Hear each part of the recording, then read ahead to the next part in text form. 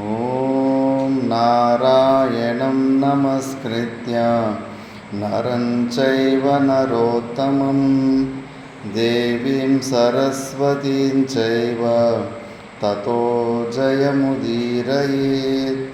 ಓಂ ಶಾಂತಿ ಶಾಂತಿ ಶಾಂತಿ. ನಾವು ಮಹಾಭಾರತದ ವನಪರ್ವದಲ್ಲಿ ವಿಚಾರ ಮಾಡ್ತಿದ್ವಿ.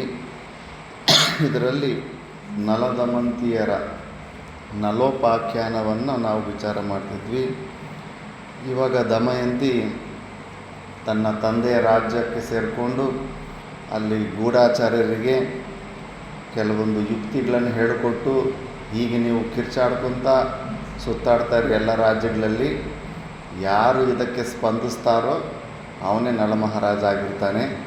ಮಾರುವೇಷದಲ್ಲಿದ್ದರೂ ಕೂಡ ಅವನನ್ನು ಕಂಡುಹಿಡ್ಬೋದು ಅಂದ್ಬಿಟ್ಟು ಸ್ವಲ್ಪ ಯುಕ್ತಿಗಳು ಕಳಿಸಿರ್ತಾಳೆ. ಇವಾಗ ಎಲ್ಲ ಗೂಢಾಚಾರ್ಯರು ಸುತ್ತಾಕೊಂಡು ಬಂದು ಒಬ್ಬನಿಗೆ ಮಾತ್ರ ಸ್ವಲ್ಪ ನಳಮಹಾರಾಜಂದು ಸ್ವಲ್ಪ ಡೌಟ್ ಬರುತ್ತೆ. ಅದನ್ನೇ ಹೇಳ್ತಾನೆ.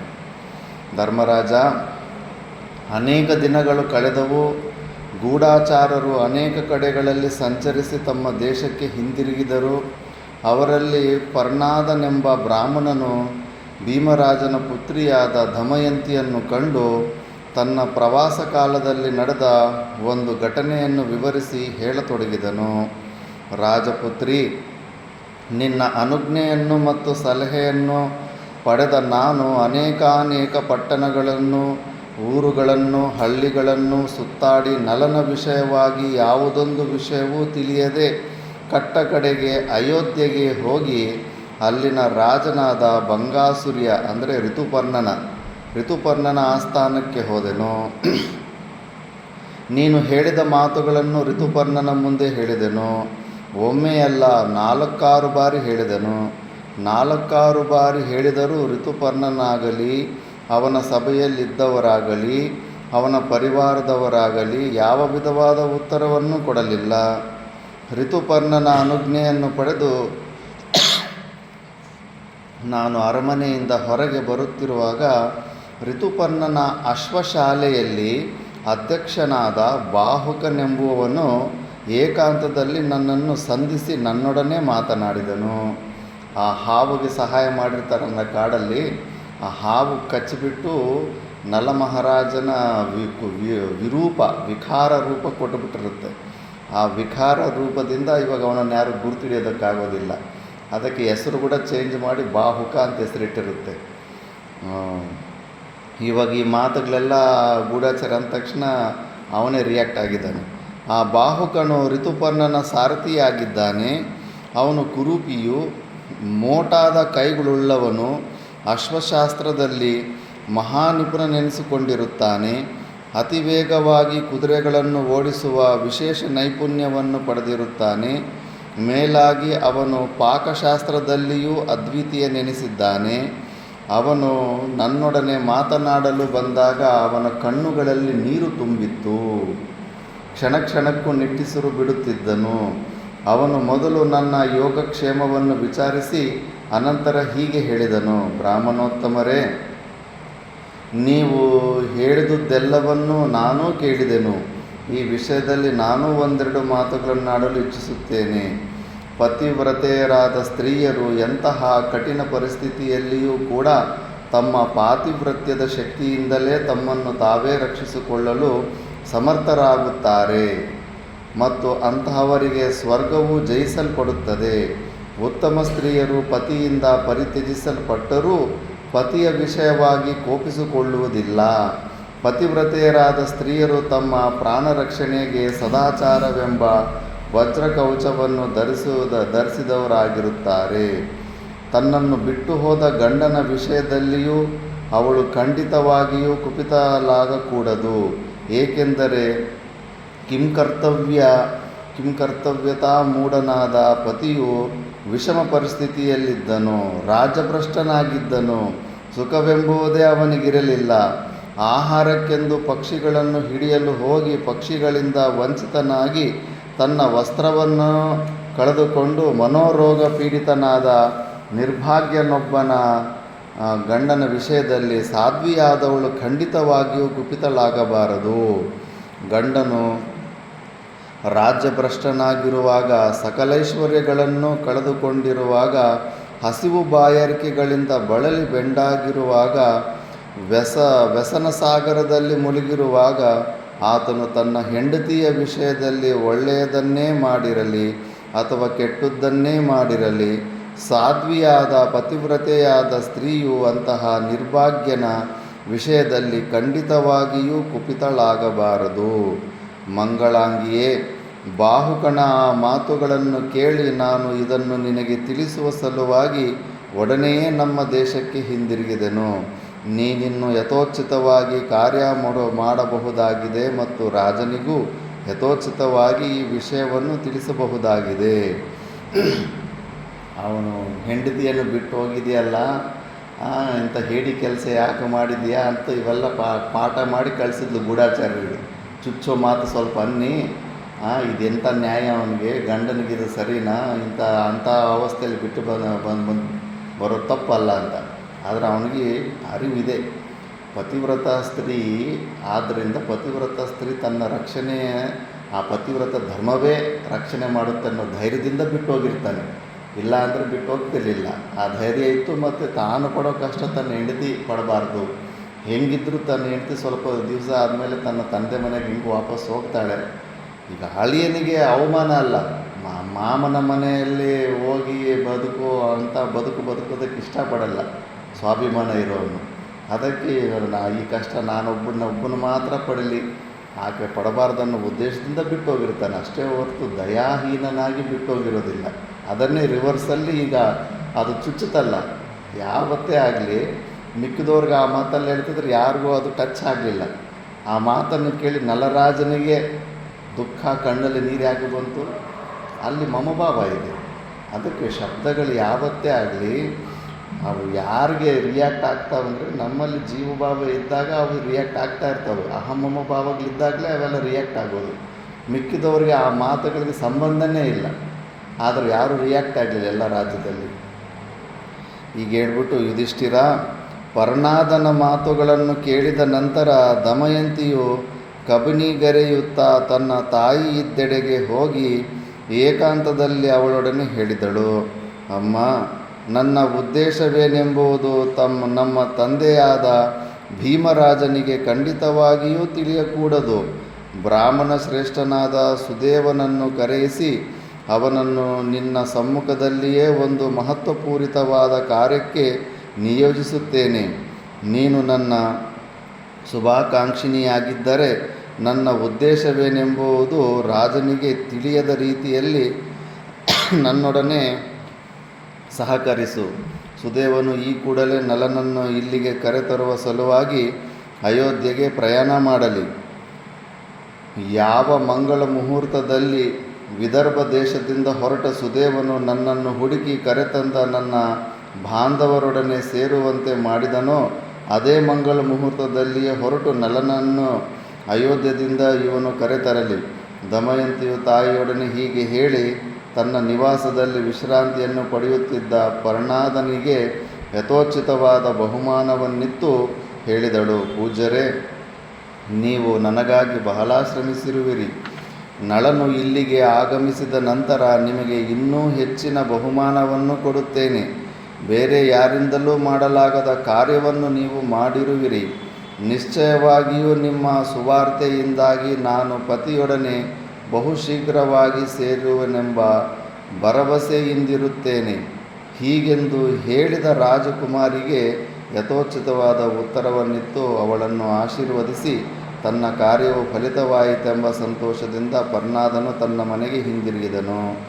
ಪರ್ಣಾದನು ಪಾರಿತೋಷಕಗಳನ್ನು ಪಡೆದು ಹೊರಟು ಹೋದ ಬಳಿಕ ಅತಿ ದುಃಖಿತೆಯಾಗಿದ್ದ ದಮಯಂತಿಯು ಸುದೇವನನ್ನು ಅರಮನೆಗೆ ಕರೆಯಿಸಿ ತನ್ನ ತಾಯಿಯ ಸಮ್ಮುಖದಲ್ಲಿ ಅವನೊಡನೆ ಹೇಳಿದಳು, ಪೂಜ್ಯರೇ, ನೀವಿಂದೇ ಇಲ್ಲಿಂದ ಹೊರಟು ಪಕ್ಷಿಯು ಹೋಗುವಷ್ಟು ಶೀಘ್ರವಾಗಿ ಅಯೋಧ್ಯ ಪಟ್ಟಣಕ್ಕೆ ಹೋಗಿ ಅಯೋಧ್ಯೆಯ ರಾಜನಾದ ಋತುಪರ್ಣನನ್ನು ಸಂಧಿಸಿ ಅವನೊಡನೆ ಹೀಗೆ ಹೇಳಬೇಕು, ಮಹಾರಾಜ, ಭೀಮರಾಜನ ಮಗಳಾದ ದಮಯಂತಿಯು ಪುನಃ ಸ್ವಯಂವರ ಮಾಡಿಕೊಳ್ಳುವವಳಾಗಿದ್ದಾಳೆ.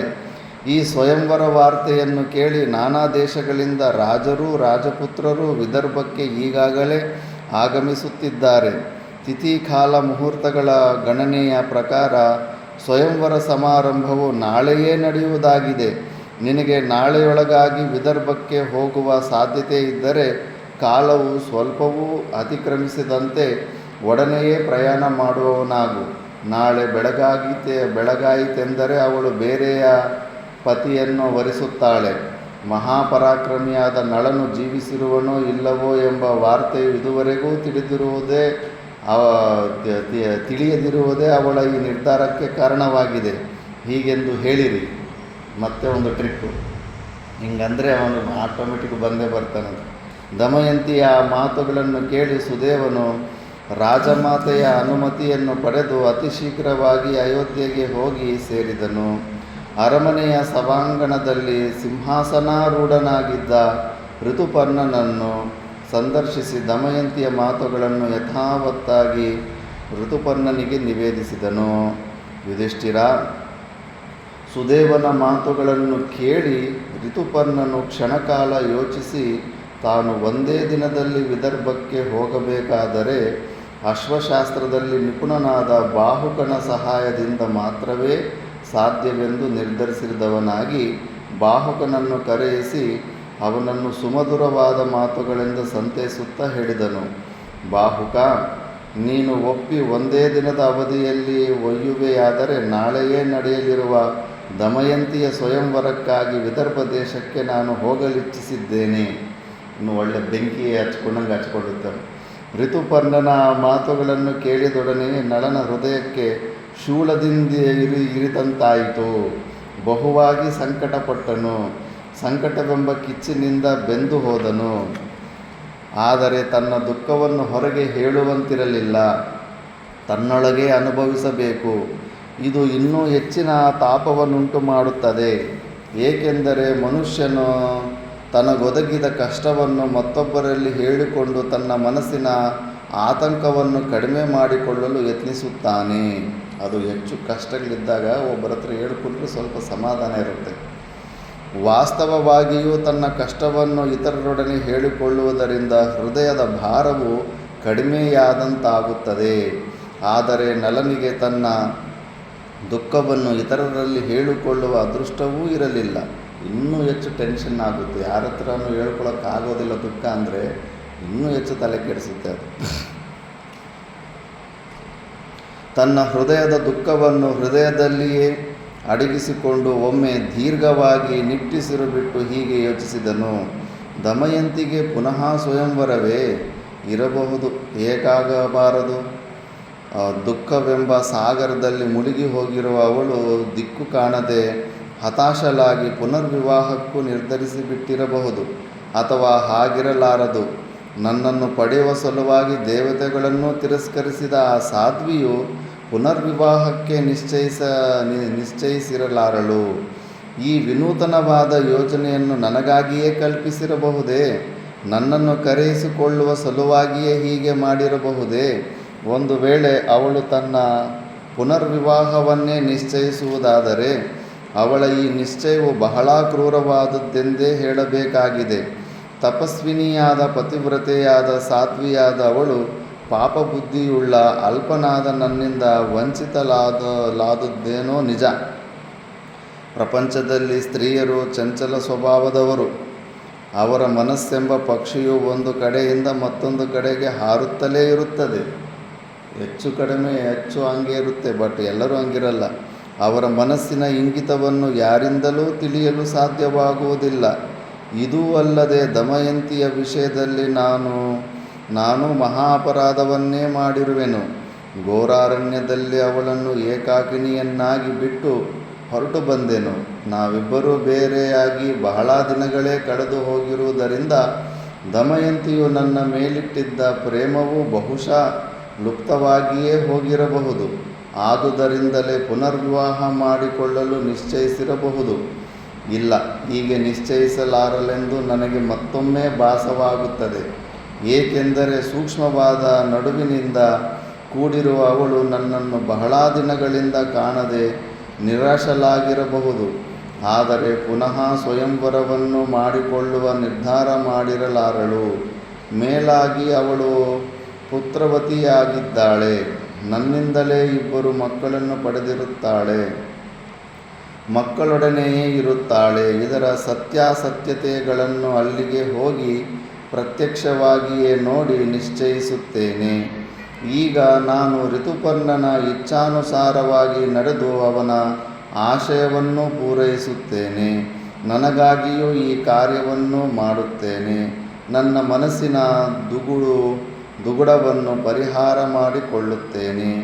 ಹೀಗೆಂದು ಬಾಹುಕನು ನಲನ ನಿಶ್ಚಯಿಸಿದವನಾಗಿ ಋತುಪರ್ಣನ ಮುಂದೆ ದೀನಭಾವದಿಂದ ನಿಂತು ಹೇಳಿದನು, ಮಹಾರಾಜ, ನಾನು ನಿನ್ನ ಆಜ್ಞೆಯನ್ನು ನಡೆಸಿಕೊಡುವುದಾಗಿ ಪ್ರತಿಜ್ಞೆ ಮಾಡುತ್ತೇನೆ. ವಿದರ್ಭ ರಾಜ್ಯಕ್ಕೆ ಒಂದೇ ಒಂದು ದಿನದಲ್ಲಿ ನಿನ್ನನ್ನು ಕರೆದೊಯ್ಯುತ್ತೇನೆ. ಯುಧಿಷ್ಠಿರ, ನಲನ ಆ ಮಾತುಗಳನ್ನು ಕೇಳಿ ಋತುಪರ್ಣನಿಗೆ ಅಮಿತಾನಂದವಾಯಿತು. ರಥಕ್ಕೆ ಕಟ್ಟಲು ಉತ್ತಮವಾದ ಕುದುರೆಗಳನ್ನು ಅಶ್ವಶಾಲೆಯಲ್ಲಿ ಅರಿಸಿಕೊಳ್ಳುವಂತೆ ಬಾಹುಕನಿಗೆ ಋತುಪರ್ಣನು ಆಜ್ಞೆಯನ್ನಿತ್ತನು. ಋತುಪರ್ಣನ ಆಜ್ಞಾನುಸಾರವಾಗಿ ಬಾಹುಕನ ಅಶ್ವಶಾಲೆಗೆ ಹೋಗಿ ಒಂದೇ ದಿನದಲ್ಲಿ ಬಹುದೂರ ಪ್ರಯಾಣ ಮಾಡುವ ಸಾಮರ್ಥ್ಯವುಳ್ಳ ಕುದುರೆಗಳನ್ನು ಪರೀಕ್ಷಿಸತೊಡಗಿದನು. ಬಾಹುಕನು ಕುದುರೆಗಳ ಪ್ರತಿಯೊಂದನ್ನು, ಅವಯವಗಳನ್ನು, ಅವುಗಳ ಬಣ್ಣ, ಕಾಳುಗಳನ್ನು ಮುಂತಾದವುಗಳನ್ನು ಸೂಕ್ಷ್ಮವಾಗಿ ಸಾವಧಾನವಾಗಿ ಪರೀಕ್ಷಿಸುತ್ತಿರುವುದನ್ನು ನೋಡಿ ಋತುಪರ್ಣನಿಗೆ ಬೇಸರವಾಯಿತು. ಶೀಘ್ರವಾಗಿ ಕುದುರೆಗಳನ್ನು ತಂದು ರಥಕ್ಕೆ ಕಟ್ಟುವಂತೆ ಬಾಹುಕನನ್ನು ಅವಸರಪಡಿಸಿದನು. ಆದರೆ ಕುದುರೆಗಳ ಪರೀಕ್ಷೆಯು ಅವಸರದಿಂದ ಮಾಡುವ ಕಾರ್ಯವಲ್ಲ. ಬಹುದೂರದ ಪ್ರಯಾಣಕ್ಕೆ ಮತ್ತು ಬಹುವೇಗದ ಪ್ರಯಾಣಕ್ಕೆ ಅವು ಯೋಗ್ಯವಾಗಿವೆ ಎಂದು ನಲನಿಗೆ ಮನದಟ್ಟಾಗಬೇಕು. ಶೀಘ್ರವಾಗಿ ಕುದುರೆಗಳನ್ನು ಓಡಿಸಬೇಕಾದರೆ ಅಶ್ವಚಾಲಕನಿಗೆ ಕೌಶಲ್ಯ ಹೊಂದಿದ್ದರೆ ಸಾಲದು, ಕುದುರೆಗಳಲ್ಲಿ ಓಡುವ ಸಾಮರ್ಥ್ಯವೂ ಇರಬೇಕು. ಋತುಪರ್ಣನು ಎಷ್ಟೇ ಅವಸರಪಡಿಸಿದರೂ ಬಾಹುಕನು ಎಲ್ಲವನ್ನೂ ಬಹುಸೂಕ್ಷ್ಮವಾಗಿ ಪರೀಕ್ಷಿಸಿದ ನಂತರವೇ ಉತ್ತಮವಾದ ತೇಜಿಗಳನ್ನು ಆಯ್ದು ರಥದ ಸಮೀಪಕ್ಕೆ ತಂದನು. ಅವನು ತಂದ ಕುದುರೆಗಳು ನೋಡಲು ಬಡಕಲು ಕುದುರೆಗಳಂತೆ ಕಾಣುತ್ತಿದ್ದವು. ಆದರೂ ಸಹ ಬಹುದೂರ ಪ್ರಯಾಣ ಮಾಡುವ ಮತ್ತು ಬಹುವೇಗವಾಗಿ ಪ್ರಯಾಣ ಮಾಡುವ ಸಾಮರ್ಥ್ಯವನ್ನು ಪಡೆದಿದ್ದವು. ಆ ಕುದುರೆಗಳ ಮುಖದಲ್ಲಿ ಒಳ್ಳೆಯ ತೇಜಸ್ಸಿದ್ದಿತು. ಅವುಗಳು ಒಳ್ಳೆಯ ಜಾತಿಯ ಕುದುರೆಗಳಾಗಿದ್ದವು. ಉತ್ತಮ ತೇಜಿಗಳಿಗಿರಬೇಕಾದ ಸಕಲ ಗುಣಗಳು ಅವುಗಳಲ್ಲಿ ಇದ್ದವು. ಉತ್ತಮವಾದ ಲಕ್ಷಣಗಳಿಂದ ಕೂಡಿದ್ದವು. ಹೀನ ಸುಳಿಗಳಾಗಲಿ ಕೆಟ್ಟ ಲಕ್ಷಣಗಳಾಗಲಿ ಅವುಗಳಲ್ಲಿರಲಿಲ್ಲ. ಮೂಗುಗಳು ಅಗಲವಾಗಿದ್ದವು. ಅವುಗಳಿಗೆ ದೊಡ್ಡ ಕೆನ್ನೆಗಳಿದ್ದವು. ಆ ಕುದುರೆಗಳು ಸಿಂಧೂ ದೇಶದಲ್ಲಿ ಹುಟ್ಟಿದವುಗಳಾಗಿದ್ದವು. ಸಿಂಧೂ ದೇಶದ ಕುದುರೆಗಳು ವರ್ಲ್ಡ್ ಫೇಮಸ್ಸು. ಪಂಜಾಬ್, ಈಗ ಪಾಕಿಸ್ತಾನಲ್ಲಿ ಒಂದು ಅರ್ಧ ಹೋಗಿದೆ ಸಿಂಧು ಪ್ರದೇಶ, ಭಾರತ ದೇಶದಲ್ಲಿ ಅರ್ಧ ಇದೆ. ಅಲ್ಲಿನ ಕುದುರೆಗಳು ಒಳ್ಳೆ ಆಣೆ ಇದ್ದಂಗೆ ಇರ್ತವೆ, ತುಂಬ ಬಲವಂತವಾಗಿರ್ತವೆ. ಆ ಏರಿಯಾದಲ್ಲಿರೋ ಪಂಜಾಬು, ಹರಿಯಾಣ ಮನುಷ್ಯರು ಚೆನ್ನಾಗಿ ತಿಂದು ಮೈಕೈ ಎಲ್ಲ 6 ಫೀಟು ಪುಷ್ಟಿಯಾಗಿರ್ತಾರೆ. ಹೆಚ್ಚು ಮಿಲ್ಟ್ರಿಗೆಲ್ಲ ಅವರೇ ಸೆಲೆಕ್ಟ್ ಆಗಿಬಿಡೋದು.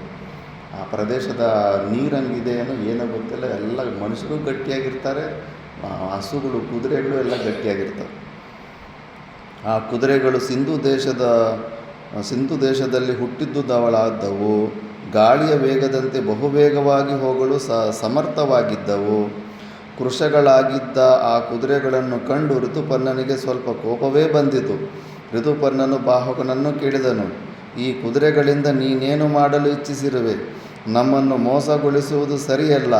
ನಮ್ಮೊಡನೆ ಹಾಸ್ಯ ಮಾಡುವ ಸಮಯವೂ ಇದಲ್ಲ.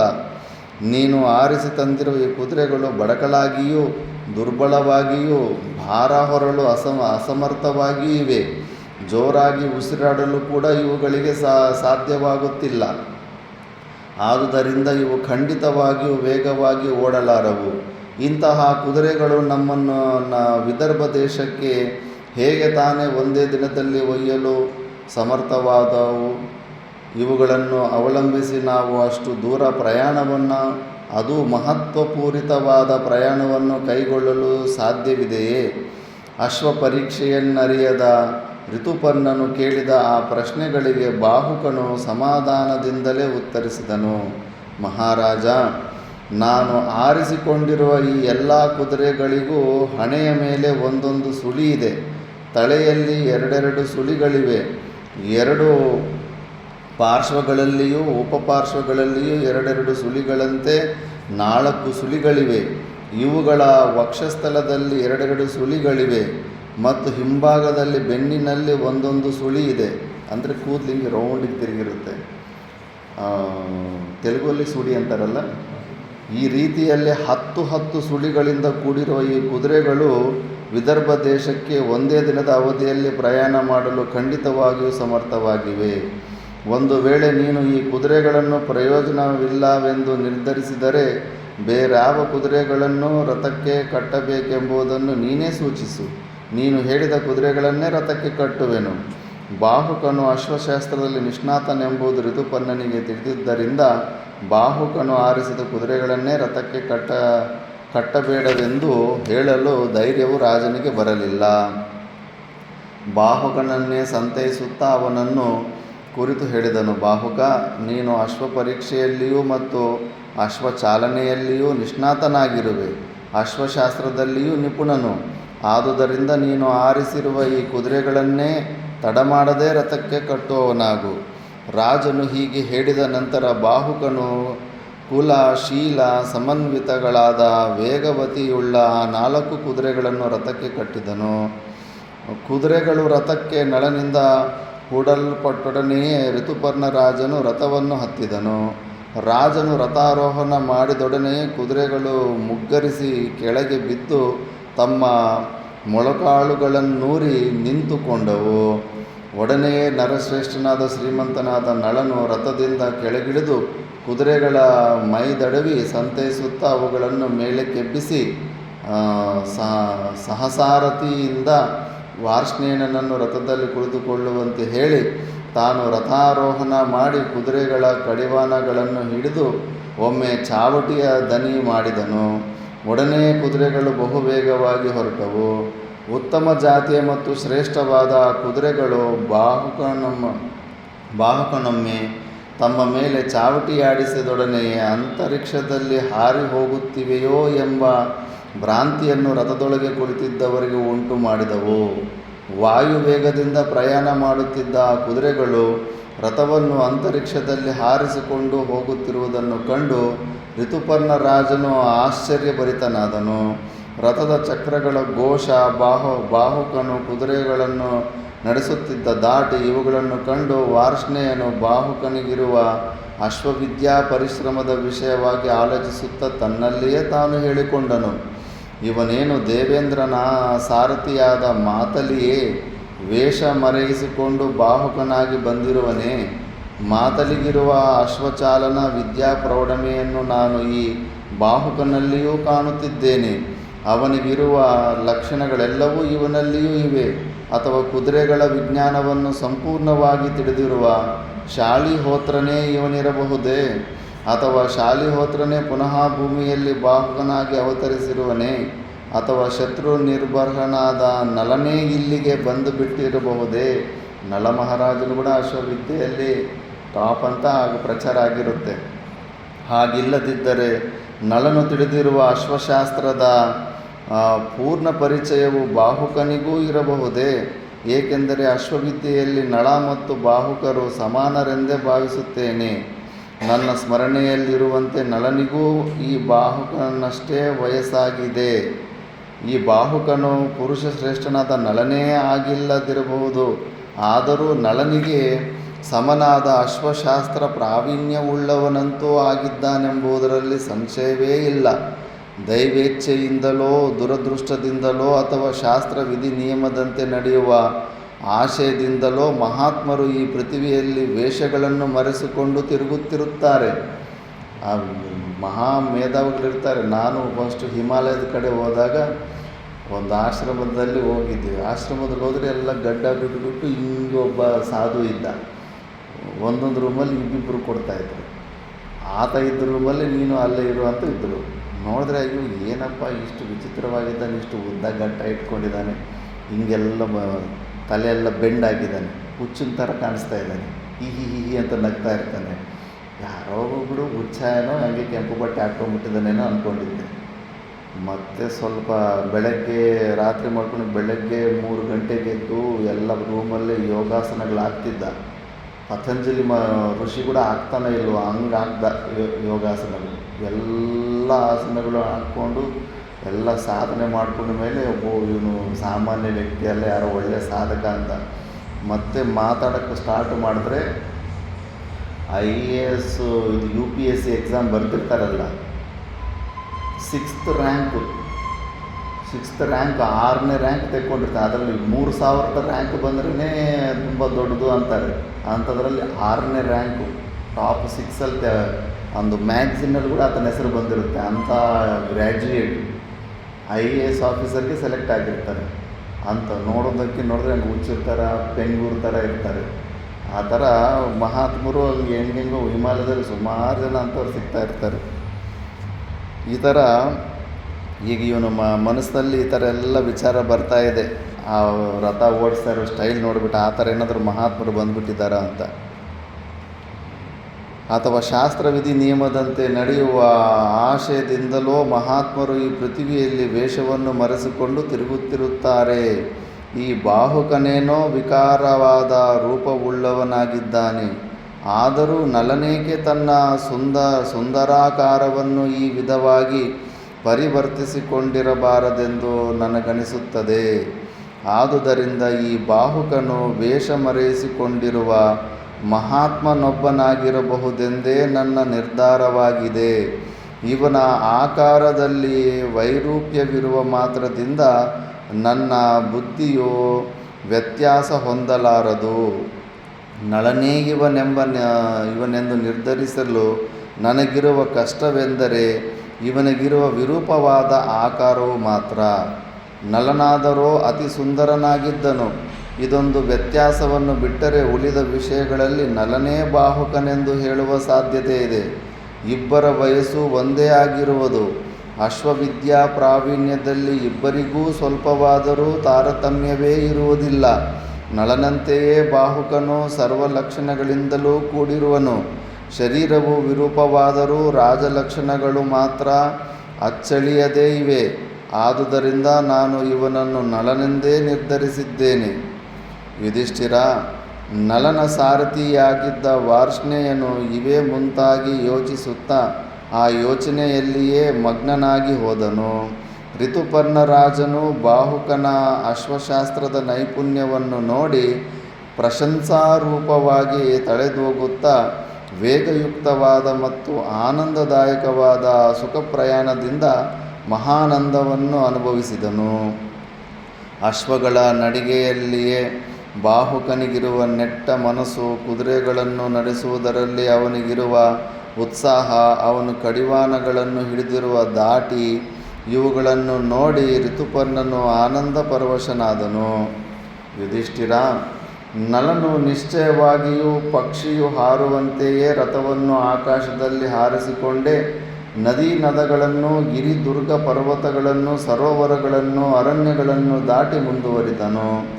ರಥವು ಅಷ್ಟೊಂದು ವೇಗದಲ್ಲಿ ಓಡುತ್ತಿರುವಾಗ ಶತ್ರುಹಂತಕನಾದ ಋತುಪರ್ಣನು ತನ್ನ ಅಂಗವಸ್ತ್ರವು ಜಾರಿ ರಥದಿಂದ ಕೆಳಗೆ ಬಿದ್ದುದನ್ನು ಕಂಡನು.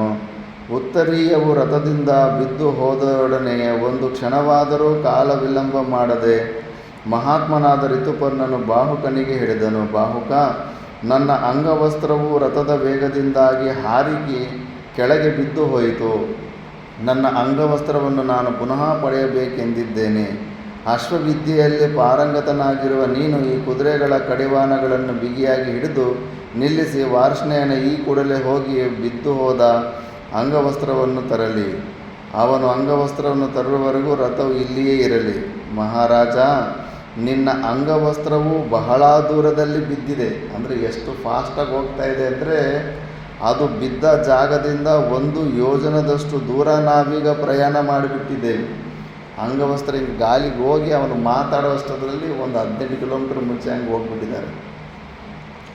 ಆದುದರಿಂದ ವಾರ್ಷ್ಣೇಯನು ಹೋಗಿ ಅಂಗವಸ್ತ್ರವನ್ನು ತರುವ ಸಾಧ್ಯತೆ ಇಲ್ಲ. ನಲನ ಆ ಮಾತನ್ನು ಕೇಳಿ ಋತುಪರ್ಣನು ಅಂಗವಸ್ತ್ರದ ಆಸೆಯನ್ನು ಬಿಟ್ಟುಬಿಟ್ಟನು. ರಥವು ಯಥಾಪೂರ್ವ ವೇಗದಿಂದಲೇ ಮುಂದೆ ಓಡುತ್ತಿದ್ದಿತು. ರಥವು ಓಡುತ್ತಿದ್ದ ಹಾದಿಯಲ್ಲಿ ಕಾಡಿನ ಮಧ್ಯದಲ್ಲಿ ಫಲಪುಷ್ಪಭರಿತವಾಗಿದ್ದ ವಿಭೀತಕ ವೃಕ್ಷವನ್ನು ಋತುಪರ್ಣನು ಕಂಡನು. ಆ ವೃಕ್ಷವನ್ನು ನೋಡಿದೊಡನೆ ಋತುಪರ್ಣನು ಬಾಹುಕನನ್ನು ಕುರಿತು ಹೇಳಿದನು, ಬಾಹುಕ, ನನಗೆ ಗಣಿತಶಾಸ್ತ್ರದಲ್ಲಿರುವ ಪ್ರಾವೀಣ್ಯವನ್ನಾದರೂ ನೋಡು. ಯಾವ ಮನುಷ್ಯನು ಎಲ್ಲವನ್ನೂ ತಿಳಿದಿರುವುದಿಲ್ಲ ಎಂಬ ಆರ್ಯೋಕ್ತಿಯನ್ನು ನೀನು ಕೇಳಿರುವೆಯಲ್ಲವೇ. ಬಾಹುಕ, ಸರ್ವಜ್ಞನಾದವನು ಪ್ರಪಂಚದಲ್ಲಿರುವ ಎಲ್ಲ ಶಾಸ್ತ್ರಗಳಲ್ಲಿಯೂ ಪ್ರವೀಣನಾದವನು ಎಲ್ಲಿಯೂ ಇರಲಾರನು ಅಥವಾ ಇರಲು ಸಾಧ್ಯವೂ ಇಲ್ಲ. ಸಕಲ ಶಾಸ್ತ್ರಗಳು ಸಕಲ ವಿಜ್ಞಾನಗಳು ಒಬ್ಬನಲ್ಲಿಯೇ ಮೂರ್ತಿಮತ್ತಾಗಿ ನೆಲೆಸಿರಲಾರವು. ಒಬ್ಬೊಬ್ಬನಿಗೆ ಒಂದೊಂದು ವಿದ್ಯೆಯಲ್ಲಿ ಪ್ರಾವೀಣ್ಯವಿರುತ್ತದೆ. ಹಾಗೆಯೇ ನನಗೆ ಗಣಿತಶಾಸ್ತ್ರದಲ್ಲಿ ಪ್ರಾವೀಣ್ಯವಿದೆ ಎಂದರೆ ಆತ್ಮ ಪ್ರಶಂಸೆಯಾಗಲಾರದು. ಬಾಹುಕ, ನಮಗೆ ಮಾರ್ಗದಲ್ಲಿ ಕಾಣುತ್ತಿರುವ ಈ ವಿಭೀತಕ ವೃಕ್ಷವನ್ನು ನೀನು ನೋಡುತ್ತಿರುವೆಯಲ್ಲವೇ. ಈ ವೃಕ್ಷದಲ್ಲಿ ಕೆಳಗುದಿರಿರುವ ಎಲೆಗಳು ಮತ್ತು ಫಲಗಳು ವೃಕ್ಷದ ಮೇಲಿರುವ ಎಲೆಗಳಿಗಿಂತಲೂ ಮತ್ತು ಫಲಗಳಿಗಿಂತಲೂ ಅನುಕ್ರಮವಾಗಿ 101 ಹೆಚ್ಚಾಗಿವೆ. ಈ ವೃಕ್ಷದ 2 ದೊಡ್ಡ ರೆಂಬೆಗಳಲ್ಲಿ 5 ಕೋಟಿ ಎಲೆಗಳಿವೆ. ಪೂರ್ವ ದಿಕ್ಕಿನಲ್ಲಿರುವ 2 ಕೊಂಬೆಗಳಲ್ಲಿಯೂ ಮತ್ತು ಅವುಗಳ ಉಪಶಾಖೆಗಳಲ್ಲಿಯೂ ಒಟ್ಟು 2095 ಹಣ್ಣುಗಳಿವೆ. ನೀನು ಬೇಕಾದರೆ ಈ ಮರದ 2 ಶಾಖೆಗಳನ್ನು ಮತ್ತು ಉಪಶಾಖೆಗಳನ್ನು ಪರೀಕ್ಷಿಸಿದೆ ಆದರೆ ನಾನು ಹೇಳಿದ ಫಲಿತಾಂಶವು ಸಿಕ್ಕುವುದು. ಅಂದರೆ ಅವನ ಹತ್ರ ಆ ಟ್ಯಾಲೆಂಟ್ ಇದೆ ಗಣಿತಶಾಸ್ತ್ರದಲ್ಲಿ. ನೋಡಿಬಿಟ್ಟು ಆ ಮರದಲ್ಲಿ ಎಷ್ಟು ಎಳೆಯದೆ ಅಂತ ಲೆಕ್ಕ ಇಟ್ಬಿಟ್ಟು ಹೇಳ್ಬಿಡ್ತಾನಂತೆ. ಋತುಪರ್ಣನ ಮಾತುಗಳನ್ನು ಕೇಳಿದೊಡನೆಯೇ ಬಾಹುಕನು ನಸುನಕ್ಕು ರಥವನ್ನು ನಿಲ್ಲಿಸಿ ಭಾಂಗಾಸುರಿಯೊಡನೆ ಹೇಳಿದನು, ಮಹಾರಾಜ, ನಾನೀಗ ಈ ರೆಂಬೆಗಳನ್ನು ಕತ್ತರಿಸಿ ಎಳೆಗಳನ್ನು ಎಣಿಸುವುದು ಅಸಾಧ್ಯವೆಂದೆಣಿಸಿ ಪ್ರಮಾಣೀಕರಿಸಲು ಸಾಧ್ಯವಾಗದ ನಿನ್ನ ವಿದ್ಯಾಪ್ರೌಢಿಮೆಯನ್ನು ಹೇಳುತ್ತಿರುವೆಯಲ್ಲವೇ. ನಿನ್ನ ಪ್ರೌಢಿಮೆಯನ್ನು ಪ್ರತ್ಯಕ್ಷವಾಗಿ ಕಾಣಲು ನಾನೀಗ ಈ ರೆಂಬೆಗಳನ್ನು ಕತ್ತರಿಸಿ ಎಣಿಕೆ ಮಾಡಿಯೇ ನಿನ್ನ ಪ್ರೌಢಿಮೆಯನ್ನು ನಿರ್ಧರಿಸಿ ಬಿಡುವೆನು. ನಾನು ಈ ಹಣ್ಣುಗಳನ್ನು ಎಣಿಸಿಬಿಟ್ಟರೆ ನೀನು ಹೇಳಿರುವುದು ಕೇವಲ ಊಹೆಯೋ ಅಥವಾ ನಿಶ್ಚಯವಾಗಿಯೂ ಗಣಿತಶಾಸ್ತ್ರಾಭ್ಯಾಸದಿಂದ ಪ್ರಾಪ್ತವಾದ ಜ್ಞಾನವೋ ಎಂಬುದು ನಿರ್ಧಾರವಾಗುತ್ತದೆ. ಸಂಶಯಕ್ಕೆ ಅವಕಾಶವಿರುವುದಿಲ್ಲ. ಮಹಾರಾಜ, ಆದುದರಿಂದ ನಿನ್ನೆದುರಿನಲ್ಲಿಯೇ ನಾನೀ ವಿಭೀತಕ ವೃಕ್ಷವನ್ನು ಕಡಿದು ಹಾಕುವೆನು. ಈ ಮರವನ್ನು ಕಡಿದು ಹಣ್ಣುಗಳನ್ನು ಎಣಿಕೆ ಮಾಡಿದ ಹೊರತು ನೀನು ಹೇಳಿದುದು ನಿಜವೇ ಅಥವಾ ಸುಳ್ಳೇ ಎಂಬುದನ್ನು ನಾನು ನಿಶ್ಚಯ ಮಾಡಲಾರೆನು. ಎಣಿಕೆಯು ಮುಗಿಯುವವರೆಗೂ ವಾರ್ಷ್ಣೆಯನು ಕುದುರೆಗಳ ಕಡಿವಾಣಗಳನ್ನು ಹಿಡಿದುಕೊಂಡಿರಲಿ. ಬಾಹುಕನು ಇಂತಹ ನಿರ್ಧಾರವನ್ನು ತೆಗೆದುಕೊಳ್ಳುವನೆಂದು ಋತುಪರ್ಣನು ಭಾವಿಸದೇ ಇದ್ದಿರಬಹುದು. ಆದರೆ ಋತುಪರ್ಣನಿಗೆ ತನ್ನ ವಿದ್ಯೆಯ ವಿಷಯದಲ್ಲಿ ಅಪನಂಬಿಕೆ ಇರಲಿಲ್ಲ. ತಾನು ಹೇಳಿರುವುದು ಅಕ್ಷರಶಃ ಸತ್ಯವೆಂದು ದೃಢ ವಿಶ್ವಾಸವು ಋತುಪರ್ಣನಿಗಿದ್ದಿತು. ಆದರೆ ಬಾಹುಕನು ಹಣ್ಣುಗಳನ್ನು ಎಣಿಸಲು ಕಾಲವೆಷ್ಟಾಗಬಹುದು, 1 ದಿನದ ಅವಧಿಯಲ್ಲಿ ವಿದರ್ಭವನ್ನು ಸೇರುವುದೆಂತೂ ಈ ಸಮಸ್ಯೆಗಳು ರಾಜನ ಮುಂದೆ ಬಂದವು. ಬಾಹುಕನನ್ನು ಕುರಿತು ಹೇಳಿದನು, ಬಾಹುಕ, ಇದು ಕಾಲಯಾಪನ ಮಾಡುವ ಸಮಯವಲ್ಲ. ನಾವು ವಿದರ್ಭಕ್ಕೆ ಶೀಘ್ರವಾಗಿ ಹೋಗಲೇಬೇಕಾಗಿದೆ. ಮಹಾರಾಜ, ಅತ್ಯಲ್ಪ ಕಾಲದಲ್ಲಿಯೇ ಹಣ್ಣುಗಳನ್ನು ಎಣಿಕೆ ಮಾಡಿ ಬಿಡುವೆನು. ಅಲ್ಲಿಯವರೆಗೂ ಸ್ವಲ್ಪ ಕಾದಿರಿ. ಒಂದು ವೇಳೆ ಕಾಯಲು ಸಾಧ್ಯವೇ ಇಲ್ಲ, ವೇಳೆಯಾಗುವುದು ಎನ್ನುವುದಾದರೆ ವಾರ್ಷ್ಣೆಯನ್ನೇ ಸಾರಥಿಯನ್ನಾಗಿ ಮಾಡಿಕೊಂಡು ಪ್ರಯಾಣ ಮಾಡಲೂಬಹುದು. ಮುಂದಿನ ಮಾರ್ಗವು ಸುಗಮವಾಗಿಯೇ ಇರುವುದು. ಆದರೆ ನಾನು ಮಾತ್ರ ಹಣ್ಣುಗಳನ್ನು ಎಣಿಕೆ ಮಾಡದೆ ಹೊರಡಲಾರೆನು. ಋತುಪರ್ಣನು ಬಾಹುಕನನ್ನು ಸಮಾಧಾನಪಡಿಸುತ್ತಾ ಹಿಡಿದನು. ರಥದ ಸಾರಥ್ಯಕ್ಕೆ ಯೋಗ್ಯನಾಗಿರುವವನು ಈ ವಿಶ್ವದಲ್ಲಿ ನೀನೊಬ್ಬನೇ ಆಗಿರುವೆ. ಅಶ್ವಶಾಸ್ತ್ರ ಪ್ರವೀಣನಾದ ನಿನ್ನ ಸಹಕಾರದಿಂದ ಮಾತ್ರವೇ ನಾನು ವಿದರ್ಭ ದೇಶಕ್ಕೆ 1 ದಿನದ ಅವಧಿಯಲ್ಲಿ ಹೋಗುವ ಭರವಸೆಯಿಂದಿರುತ್ತೇನೆ. ನಾನು ಸಕಾಲಕ್ಕೆ ವಿದರ್ಭಕ್ಕೆ ಹೋಗಲು ತೊಂದರೆಯಾಗದಂತೆ ವರ್ತಿಸುವುದು ನಿನಗೆ ಸೂಕ್ತವಾಗಿದೆ.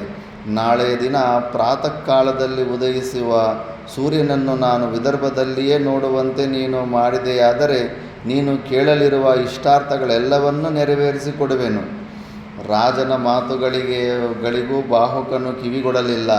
ತನ್ನ ನಿರ್ಧಾರವನ್ನು ಪುನಃ ಪ್ರತಿಪಾದಿಸಿದನು. ಮಹಾರಾಜ, ನಾನು ಈ ಮರದ ಹಣ್ಣುಗಳನ್ನು ಎಣಿಕೆ ಮಾಡಿದ ನಂತರವೇ ವಿದರ್ಭಕ್ಕೆ ಹೊರಡುವೆನು. ಇದಕ್ಕೆ ನೀನು ಮೊದಲು ಅನುಮತಿಯನ್ನು ಕೊಡು. ಇದು ಆ ಹಾವು ಕಚ್ಚಿದಾಗ ಕಾಪಾಡಿರ್ತಾನಲ್ಲ ನಲಮಹಾರಾಜ ಹಾವಣ್ಣ, ಆವಾಗಲೇ ಈ ಟ್ರಿಕ್ ಹೇಳ್ಕೊಟ್ಟಿರ್ತಾನೆ. ನಿನಗೊಂದು ದಿವಸ ಬರುತ್ತೆ, ಆ ವಿದರ್ಭರ ಇದು ಅಯೋಧ್ಯದ ರಾಜ ನಿನ್ನನ್ನು ಕರ್ಕೊಂಡು ಹೋಗೋ, ಅವನ ಹತ್ರ ಗಣಿತಶಾಸ್ತ್ರ ಇರುತ್ತೆ. ಆ ವಿದ್ಯೆಯನ್ನು ನೀನು ಹೊಂದಿಬಿಟ್ರೆ ಮತ್ತೆ ನೀನು ಜೂಜಾಟದಲ್ಲಿ ಕಳೆದಾಕೊಂಡಿದೆಯಲ್ಲ, ಆ ಜೂಜಾಟದಲ್ಲಿ ಮತ್ತೆ ನಿನ್ನನ್ನು ಯಾರೂ ಸೋಲಿಸೋದಕ್ಕಾಗೋದಿಲ್ಲ, ನಿನಗೆ ಆ ಸಂಖ್ಯೆಗಳೆಲ್ಲ ಕರೆಕ್ಟಾಗಿ ಗೊತ್ತಾಗುತ್ತೆ ಅಂತ. ಅದಕ್ಕೆ ಈಗ ಆ ವಿದ್ಯೆಯನ್ನು ಕೊಡಬೇಕಂದ್ಬಿಟ್ಟು ನಲಮಹಾರಾಜ ಬ್ಲ್ಯಾಕ್ ಮೇಲ್ ಮಾಡ್ತಾನೆ. ಋತುಪರ್ಣನಿಗೆ ಮುಂದೇನು ಮಾಡಬೇಕೆಂದು ತೋರದಾಯಿತು.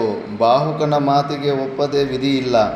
ಉದಾಸೀನ ಮನೋಭಾವದಿಂದಲೇ ಬಾಹುಕನಿಗೆ ಹೇಳಿದನು, ಹಾಗೆಯೇ ಆಗಲಿ ಬಾಹುಕ, ನೀನು ಎಣಿಕೆ ಮಾಡು. ಒಂದು ರೆಂಬೆಯನ್ನು ಕತ್ತರಿಸಿ ಎಣಿಕೆ ಮಾಡಿದರೆ ನಾನು ಹೇಳುವುದರ ನಿಜಾಂಶವು ನಿನಗೆ ವ್ಯಕ್ತವಾಗುವುದು. ರಾಜನು ತನ್ನ ಅನುಮತಿಯನ್ನು ಕೊಟ್ಟೊಡನೆಯೇ ಬಾಹುಕನು ಕಡಿವಾಣಗಳನ್ನು ವಾರ್ಷ್ಣೆಯನ ಕೈಯಲ್ಲಿ ಕೊಟ್ಟು ರಥದಿಂದಿಳಿದು ವಿಭೀತಕ ವೃಕ್ಷವನ್ನು ಕತ್ತರಿಸಿ ರೆಂಬೆಗಳಲ್ಲಿದ್ದ ಹಣ್ಣುಗಳನ್ನು ಎಣಿಕೆ ಮಾಡಿದನು. ರಾಜನು ಹೇಳಿದ್ದ ಸಂಖ್ಯೆಗೆ ಒಂದು ಹಣ್ಣು ವ್ಯತ್ಯಾಸವಾಗಿರಲಿಲ್ಲ. ನಲನಿಗೆ ಅತ್ಯಾಶ್ಚರ್ಯವಾಯಿತು. ರಾಜನನ್ನು ಕುರಿತು ಹೇಳಿದನು, ಮಹಾರಾಜ, ನಿನ್ನ ಈ ಗಣಿತಶಾಸ್ತ್ರ ಪಾಂಡಿತ್ಯವು ನಿಶ್ಚಯವಾಗಿಯೂ ಅತಿ ಮಹತ್ವವಾಗಿದೆ ಮತ್ತು ಅತ್ಯಾಶ್ಚರ್ಯಕರವಾಗಿದೆ. ನಾನು ಈ ಶಾಸ್ತ್ರವನ್ನು ನಿನ್ನಿಂದ ತಿಳಿದುಕೊಳ್ಳುವ ಇಚ್ಛೆಯಿಂದಿರುತ್ತೇನೆ. ರಾಜನಿಗೆ ಸದ್ಯ ತನ್ನ ಪಾಂಡಿತ್ಯದ ಪ್ರಶಂಸೆಯೂ ಬೇಕಾಗಿರಲಿಲ್ಲ. ವಿದರ್ಭ ನಗರಿಗೆ ಶೀಘ್ರವಾಗಿ ಹೋಗುವುದೇ ರಾಜನ ಆಶಯವಾಗಿದ್ದಿತು. ಬಾಹುಕನನ್ನು ಕುರಿತು ಹೇಳಿದನು, ಬಾಹುಕ, ನನಗೆ ಸಂಖ್ಯಾಶಾಸ್ತ್ರವು ಮಾತ್ರವಲ್ಲ, ಅಕ್ಷವಿದ್ಯೆಯೂ ಪೂರ್ಣವಾಗಿ ತಿಳಿದಿರುವುದು. ಅಕ್ಷ ಅಂದರೆ ಜೂಜಾಟದಲ್ಲಿ ಅದು ಹಾಕ್ತಾರಲ್ಲ, ಅದು ಡೈಸ್, ಅದು ಆ ವಿದ್ಯೆ ಕೂಡ ಗೊತ್ತು ಅಂತ ಹೇಳ್ತಾನೆ. ಅದ್ರ ಸಲುವಾಗಿ ನಲ್ಲ ಬಂದಿರೋದಿಲ್ಲಿ. ಮಹಾರಾಜ, ನಿನಗೆ ಅಕ್ಷವಿದ್ಯೆಯೂ ತಿಳಿದಿರುವುದಾದರೆ ನೀನು ನನಗೆ ಈ ಸಂಖ್ಯಾಶಾಸ್ತ್ರ ಸಹಿತವಾದ ಅಕ್ಷವಿದ್ಯೆಯನ್ನು ನನ್ನಲ್ಲಿರುವ ಅಶ್ವಶಾಸ್ತ್ರಕ್ಕೆ ವಿನಿಮಯ ರೂಪವಾಗಿ ನನಗೆ ಉಪದೇಶಿಸು. ಋತುಪರ್ಣನು ಬಾಹುಕನ ಪ್ರಾರ್ಥನೆಯನ್ನು ನಿರಾಕರಿಸುವ ಸಾಧ್ಯತೆ ಇರಲಿಲ್ಲ. ಏಕೆಂದರೆ ಬಾಹುಕನ ಸಹಾಯದಿಂದ ಮಾತ್ರವೇ ಋತುಪರ್ಣನು ವಿದರ್ಭಕ್ಕೆ ಹೋಗುವ ಸಾಧ್ಯತೆ ಇದ್ದಿತು. ಮೇಲಾಗಿ ಋತುಪರ್ಣನಿಗೂ ಅಶ್ವಶಾಸ್ತ್ರವನ್ನು ತಿಳಿದುಕೊಳ್ಳಬೇಕೆನ್ನುವ ಅಪೇಕ್ಷೆಯೂ ಇದ್ದಿತು. ಆದುದರಿಂದ ಬಾಹುಕನ ಪ್ರಾರ್ಥನೆಗೆ ಋತುಪರ್ಣನು ಒಡನೆಯೇ ಸಮ್ಮತಿಸಿ ಬಾಹುಕನನ್ನು ಕುರಿತು ಹೇಳಿದನು, ಬಾಹುಕ, ನಿನ್ನ ಪ್ರಾರ್ಥನೆಯಂತೆ ಈ ಅಕ್ಷವಿದ್ಯೆಯನ್ನು ನನ್ನಿಂದ ಪಡೆಯೋನಾಗು. ನೀನು ನನಗೆ ವಿನಿಮಯ ರೂಪವಾಗಿ ಕೊಡಬೇಕಾಗಿರುವ ಅಶ್ವಹೃದಯವು ನಿನ್ನಲ್ಲಿಯೇ ನಿಕ್ಷೇಪಭೂತವಾಗಿರಲಿ ಎಂದು ಹೇಳಿ ಋತುಪರ್ಣನು ಬಾಹುಕನಿಗೆ ಅವನು ಆಶಿಸಿದ ಅಕ್ಷಹೃದಯವನ್ನು ಉಪದೇಶಿಸಿದನು. ನಲನು ಅಕ್ಷಶಾಸ್ತ್ರದ ಉಪದೇಶವನ್ನು ಋತುಪರ್ಣನಿಂದ ಪಡೆದೊಡನೆಯೇ ನಲನಲ್ಲಿ ಅಂತರ್ಗತನಾಗಿದ್ದ ಕಲಿಯು ಕಾರ್ಕೋಟಕನ ವಿಷವನ್ನು ಕಕ್ಕುತ್ತಾ ಅವನ ಶರೀರವನ್ನು ಬಿಟ್ಟು ಹೊರಕ್ಕೆ ಬಂದನು. ಕಲಿಪುರುಷ ಸೇರಿಕೊಂಡಿದ್ನಲ್ಲ, ಅವನು ಹೊರಕ್ಕೆ ಬಂದುಬಿಟ್ಟಂತೆ. ನಲನ ದೇಹದಲ್ಲಿ ಸೇರಿಕೊಂಡಿದ್ದಾಗ ದಮಯಂತಿಯ ಶಾಪದಿಂದ ಪರಿತಪಿಸುತ್ತಿದ್ದ ಕಲಿಯು ನಲನನ್ನು ಬಿಟ್ಟು ಹೊರಟೊಡನೆಯೇ ಶಾಪದಿಂದ ವಿಮುಕ್ತನಾದನು. ಯುಧಿಷ್ಠಿರ, ನಿಶ್ಚಯವಾಗಿಯೂ ಕಲಿಯಿಂದ ನಲನು ಬಹಳ ಕಾಲ ಪೀಡಿತನಾಗಿದ್ದನು. ಕಾರ್ಕೋಟಕನ ವಿಷದಿಂದಲೂ ದಮಯಂತಿಯ ಶಾಪದಿಂದಲೂ ವಿಮುಕ್ತನಾದ ಕಲಿಯು ತನ್ನ ನಿಜ ಸ್ವರೂಪವನ್ನು ಪಡೆದನು. ತನಗೆ ಅಷ್ಟು ದಿನಗಳವರೆಗೂ ದಾರುಣವಾದ ಕಷ್ಟವನ್ನು ಕೊಟ್ಟ ಕಲಿಯನ್ನು ಪರಮಕ್ರುದ್ಧನಾದ ನಲನು ಶಪಿಸುವುದರಲ್ಲಿದ್ದಾಗ ಕಲಿಯು ತರತರನೆ ನಡುಗುತ್ತಾ ಕೈ ಜೋಡಿಸಿ ನಿಂತು ಹೇಳಿದನು, ಮಹಾರಾಜ, ನಿನ್ನ ಕೋಪವನ್ನು ಸಂಯಮಿಸು. ನಿನಗೆ ಅಪಾರವಾದ ಕೀರ್ತಿ ಲಭಿಸುವಂತೆ ನಾನು ಮಾಡುವೆನು. ಇಂದ್ರಸೇನನ ತಾಯಿಯಾದ ದಮಯಂತಿಯನ್ನು ನೀನು ಕಾಡಿನಲ್ಲಿ ಏಕಾಗ್ನಿಯನ್ನಾಗಿ ಬಿಟ್ಟು ತೆರಳಿದಾಗ ನನ್ನ ಮೇಲೆ ಅವಳು ಕೋಪಗೊಂಡು ನನ್ನನ್ನು ಶಪಿಸಿದಳು. ಅಂದಿನಿಂದ ನಾನು ದಾರುಣವಾದ ಈ ಶಾಪದ ತಾಪವನ್ನು ಅನುಭವಿಸುತ್ತಾ ನಿನ್ನಲ್ಲಿದ್ದೆನು. ಅಲ್ಲಿಂದ ಮುಂದೆ ನನಗೆ ಕಾರ್ಕೋಟಕದ ಅಂಶವಾದ ನಂತರವೂ ನನ್ನ ಕಷ್ಟವು ಹೇಳಿತೀರದಾಗಿದೆ. ಹಗಲಿನಲ್ಲಿಯೂ ರಾತ್ರಿಯಲ್ಲಿಯೂ ಅರ್ಥಾತ್ ಸರ್ವಕಾಲಗಳಲ್ಲಿಯೂ ಕಾರ್ಕೋಟಕ ವಿಷದ ಬೇಗೆಯಿಂದ ನಾನು ಬೆಂದು ಹೋಗುತ್ತಿದ್ದೆನು. ನಿನ್ನಿಂದ ಹೊರಟ ನಂತರವೇ ನಾನು ಈ ವಿಷದಿಂದಲೂ ಮತ್ತು ದಮಯಂತಿಯ ಶಾಪದಿಂದಲೂ ಮುಕ್ತಿಯನ್ನು ಪಡೆದಿರುವೆನು. ಈಗಲಾದರೂ ನೀನು ನನ್ನನ್ನು ಪುನಃ ಶಪಿಸಿ ದುಃಖಕ್ಕೊಳಗೆ ಮಾಡದೆ ನನ್ನನ್ನು ದಯೆ ಇಟ್ಟು ರಕ್ಷಿಸುವನಾಗು. ನಾನು ನಿನ್ನಿಂದ ರಕ್ಷಣೆಯನ್ನು ಕೇಳುತ್ತಿದ್ದೇನೆ. ನನ್ನ ಪ್ರಾರ್ಥನೆಗೆ ಮನ್ನಣೆಯನ್ನಿತ್ತು ಭಯಗ್ರಸ್ತನಾದ ಮತ್ತು ನಿನ್ನ ಆಶ್ರಯಾಭಿಲಾಷಿಯಾದ ನನ್ನನ್ನು ಶಪಿಸದೆ ಬಿಟ್ಟೆಯಾದರೆ, ಯಾರು ನಿನ್ನ ಈ ಕಥೆಯನ್ನು ಏಕಾಗ್ರತೆಯಿಂದ ಓದುವರೋ ಅಥವಾ ಶ್ರವಣ ಮಾಡುವರೋ ಅವರ ಸಮೀಪದಲ್ಲಿಯೂ ಕೂಡ ನಾನು ಸುಳಿಯೆನು. ಅಂದರೆ ಅವ್ರ ತಂಟೆಗೆ ಕೂಡ ಬರೋದಿಲ್ಲ ಅಂತ. ಅದಕ್ಕೆ ನಲೋಪಾಖ್ಯಾನವನ್ನು ಕಷ್ಟಗಳು ಬಂದಾಗ ಒಂದು ಸತಿ ಈ ಕಥೆಯನ್ನು ಮಾಡಿಸ್ತಾ ಇರ್ತಾರೆ ಮನೆಗಳಲ್ಲಿ ಕೂಡ. ಅವರು ನನ್ನ ವಿಷಯವಾಗಿ ಸ್ವಲ್ಪವೂ ಭಯಪಡಬೇಕಾಗಿಲ್ಲ. ನಿನ್ನ ಕೀರ್ತಿಯು ಭೂಮಿಯಲ್ಲಿ ಚಿರಕಾಲ ಉಳಿಯುವುದು. ಕಲಿಯ ಈ ಮಾತುಗಳನ್ನು ಕೇಳಿ ನಳನು ತನ್ನ ಕೋಪವನ್ನು ತಡೆದುಕೊಂಡನು. ಕಲಿಗೆ ಶಾಪ ಕೊಡಲಿಲ್ಲ. ನಳನು ಸ್ವಲ್ಪ ಶಾಂತನಾದದ್ದನ್ನು ಕಂಡೊಡನೆಯೇ ಕಲಿಯು ಭೀತನಾಗಿ ಸಮೀಪದಲ್ಲಿಯೇ ಇದ್ದ ವಿಭೀತಕ ವೃಕ್ಷದೊಳಗೆ ಸೇರಿಕೊಂಡನು. ಯುಧಿಷ್ಠಿರ, ಕಲಿಯು ನಳನೊಡನೆ ಹೀಗೆಲ್ಲ ಮಾತನಾಡುತ್ತಿದ್ದರೂ ಅವನು ಇತರರಿಗೆ ಅಗೋಚರನಾಗಿಯೇ ಇದ್ದನು. ಆದುದರಿಂದ ಋತುಪರ್ಣನಿಗೆ ಈ ವಿಷಯಗಳಂದು ತಿಳಿಯಲೇ ಇಲ್ಲ. ನಳನು ವಿಭೀತಕ ವೃಕ್ಷದ ಎಳೆ ಹಣ್ಣುಗಳನ್ನು ಎಣಿಕೆ ಮಾಡಿ ಕಲಿಯಿಂದ ವಿಮುಕ್ತನಾಗಿ ಋತುಪರ್ಣನ ಸಂಖ್ಯಾವಿದ್ಯೆಯ ವಿಷಯವಾಗಿ ಪರಮ ಸಂತುಷ್ಟನಾಗಿ ಮಹಾನಂದದಿಂದ ರಥವೇರಿ ಕುಳಿತು ವಾರ್ಷ್ಣೆಯನಿಂದ ಕಡಿವಾಣಗಳನ್ನು ತೆಗೆದುಕೊಂಡು ಕುದುರೆಗಳ ಮೇಲೆ ಕೈಯಾಡಿಸಿ ಮುಂದೆ ನಡೆಯುವಂತೆ ಸಂಜ್ಞೆ ಮಾಡಿದನು. ಕಲಿಯ ಪ್ರವೇಶದಿಂದ ವಿಭೀತಕ ವೃಕ್ಷವು ತಾರೆ ಮರುವು ಮುಂದೆ ಯಾವ ಕೆಲಸಕ್ಕೂ ಬರದಂತೆ ಅಪ್ರಶಸ್ತವಾಯಿತು. ಅದು ವಿಭೀತಕ ವೃಕ್ಷ ಅಂದರೆ ತಾರೆ ಮರುವು ಅಂದರೆ ಅದೇನು ಯಾವುದೋ ಒಂದು ಮರ, ಅದು ಯಾವುದಕ್ಕೂ ಕೆಲಸ ಬರಲ್ವಂತೆ. ನಳನಿಂದ ಪ್ರೇರಿತವಾದ ಕುದುರೆಗಳು ಒಡನೆಯೇ ರೆಕ್ಕೆಗಳಿರುವ ಪಕ್ಷಿಗಳಂತೆಯೇ ಆಕಾಶಕ್ಕೆ ಹಾರಿ ವಾಯುವೇಗದಿಂದ ಓಡತೊಡಗಿದವು. ಮಹಾತ್ಮನಾದ ನಳರಾಜನು ವಿದರ್ಭ ದೇಶದೆಡೆಗೆ ರಥವನ್ನು ಓಡಿಸುತ್ತಿದ್ದನು. ನಳನು ಬಹಳ ದೂರ ಪ್ರಯಾಣ ಮಾಡಿದನೆಂದು ತಿಳಿದ ನಂತರವೇ ನಳನ ಭಯದಿಂದಾಗಿ ವಿಭೀತಕ ವೃಕ್ಷದಲ್ಲಡಗಿದ್ದ ಕಲಿಯು ಮೆಲ್ಲನೆ ಹೊರಗೆ ಬಂದು ತನ್ನ ಮನೆಯನ್ನು ಸೇರಿಕೊಂಡನು. ಯುಧಿಷ್ಠಿರ, ಕಲಿಯಿಂದ ವಿಮುಕ್ತನಾದ ಪೃಥ್ವೀಪತಿಯಾದ ನಳರಾಜನು ಸರ್ವ ಸಂಕಷ್ಟಗಳಿಂದಲೂ ವಿಮುಕ್ತನಾದರೂ ತನ್ನ ಸಹಜವಾದ ರೂಪವನ್ನು ಪಡೆಯಲಿಲ್ಲ ಮತ್ತು ತನ್ನ ಶರೀರದ ವೈರೂಪ್ಯದಿಂದ ವಿಮುಕ್ತನೂ ಆಗಲಿಲ್ಲ. ಯುಧಿಷ್ಠಿರ, ಸತ್ಯಪರಾಕ್ರಮಿಯಾದ ಋತುಪರ್ಣನು ಸಾಯಂಕಾಲದ ವೇಳೆಗೆ ವಿದರ್ಭ ದೇಶವನ್ನು ತಲುಪಿದನು. ಕುಂಡಿನ ಪಟ್ಟಣದ ನಿವಾಸಿಗಳು ಋತುಪರ್ಣನು ತಮ್ಮ ಪಟ್ಟಣಕ್ಕೆ ಆಗಮಿಸುತ್ತಿರುವ ವಾರ್ತೆಯನ್ನು ಭೀಮರಾಜನಿಗೆ ತಿಳಿಸಿದರು. ಭೀಮರಾಜನು ಒಡನೆಯೇ ಸಂದರ್ಭೋಚಿತವಾಗಿ ತನ್ನ ಅಧಿಕಾರಿಗಳನ್ನು ಕರೆಯಿಸಿ ರಥದಲ್ಲಿ ಬರುತ್ತಿರುವ ಋತುಪರ್ಣನನ್ನು ಎದುರುಗೊಂಡು ರಾಜಮರ್ಯಾದೆಗಳೊಡನೆ ಅರಮನೆಗೆ ಕರೆ ತರುವಂತೆ ಹೇಳು ಕಳಿಸಿದನು. ಅಧಿಕಾರಿಗಳು ಕುಂಡಿನ ನಗರದ ಮಹಾದ್ವಾರದಲ್ಲಿ ನಿಂತು ಋತುಪರ್ಣ ರಾಜನನ್ನು ಆದರದಿಂದ ಸ್ವಾಗತಿಸಿದರು. ಋತುಪರ್ಣನ ರಥವು ಪಟ್ಟಣದೊಳಗೆ ಪ್ರವೇಶಿಸಿತು. ರಥಚಕ್ರಗಳ ನಿನಾದವು ದಿಕ್ಕುಗಳಲ್ಲಿಯೂ ಉಪದಿಕ್ಕುಗಳಲ್ಲಿಯೂ ಪ್ರತಿಧ್ವನಿಸಿತು. ರಥಚಕ್ರಗಳ ಧ್ವನಿಯನ್ನು ಕೇಳಿದೊಡನೆಯೇ ಭೀಮರಾಜನ ಅಶ್ವಶಾಲೆಯಲ್ಲಿದ್ದ ನಳನ ಕುದುರೆಗಳು ತಮ್ಮೊಡೆಯನಾದ ನಳನು ತಮ್ಮ ಸಮೀಪದಲ್ಲಿರುವನೆಂದೇ ಭಾವಿಸಿ ಸಂತೋಷಾಧಿಕ್ಯದಿಂದ ಕೆನೆಯಲು ಮೊದಲಿಟ್ಟವು. ಕುದುರೆಗಳು ಗುರುತಿಟ್ಬಿಡ್ತಾವೆ, ಓನರನ್ನು ರಕ್ಷಣೆ ಮಾಡ್ತಾವೆ ಕುದುರೆಗಳು. ಯುದ್ಧದಲ್ಲಿ ರಾಜರು ಒಬ್ಬೊಬ್ಬ ಸೈನಿಕನಿಗೂ ಒಬ್ಬೊಬ್ಬ ಕುದುರೆ ಫೇವ್ರೇಟ್ ಇರ್ತಾಯಿತ್ತು. ಆ ಕುದುರೆಗಳು ಕೂಡ ಯುದ್ಧ ಮಾಡ್ತಾಯಿದ್ವು ಅಂತ.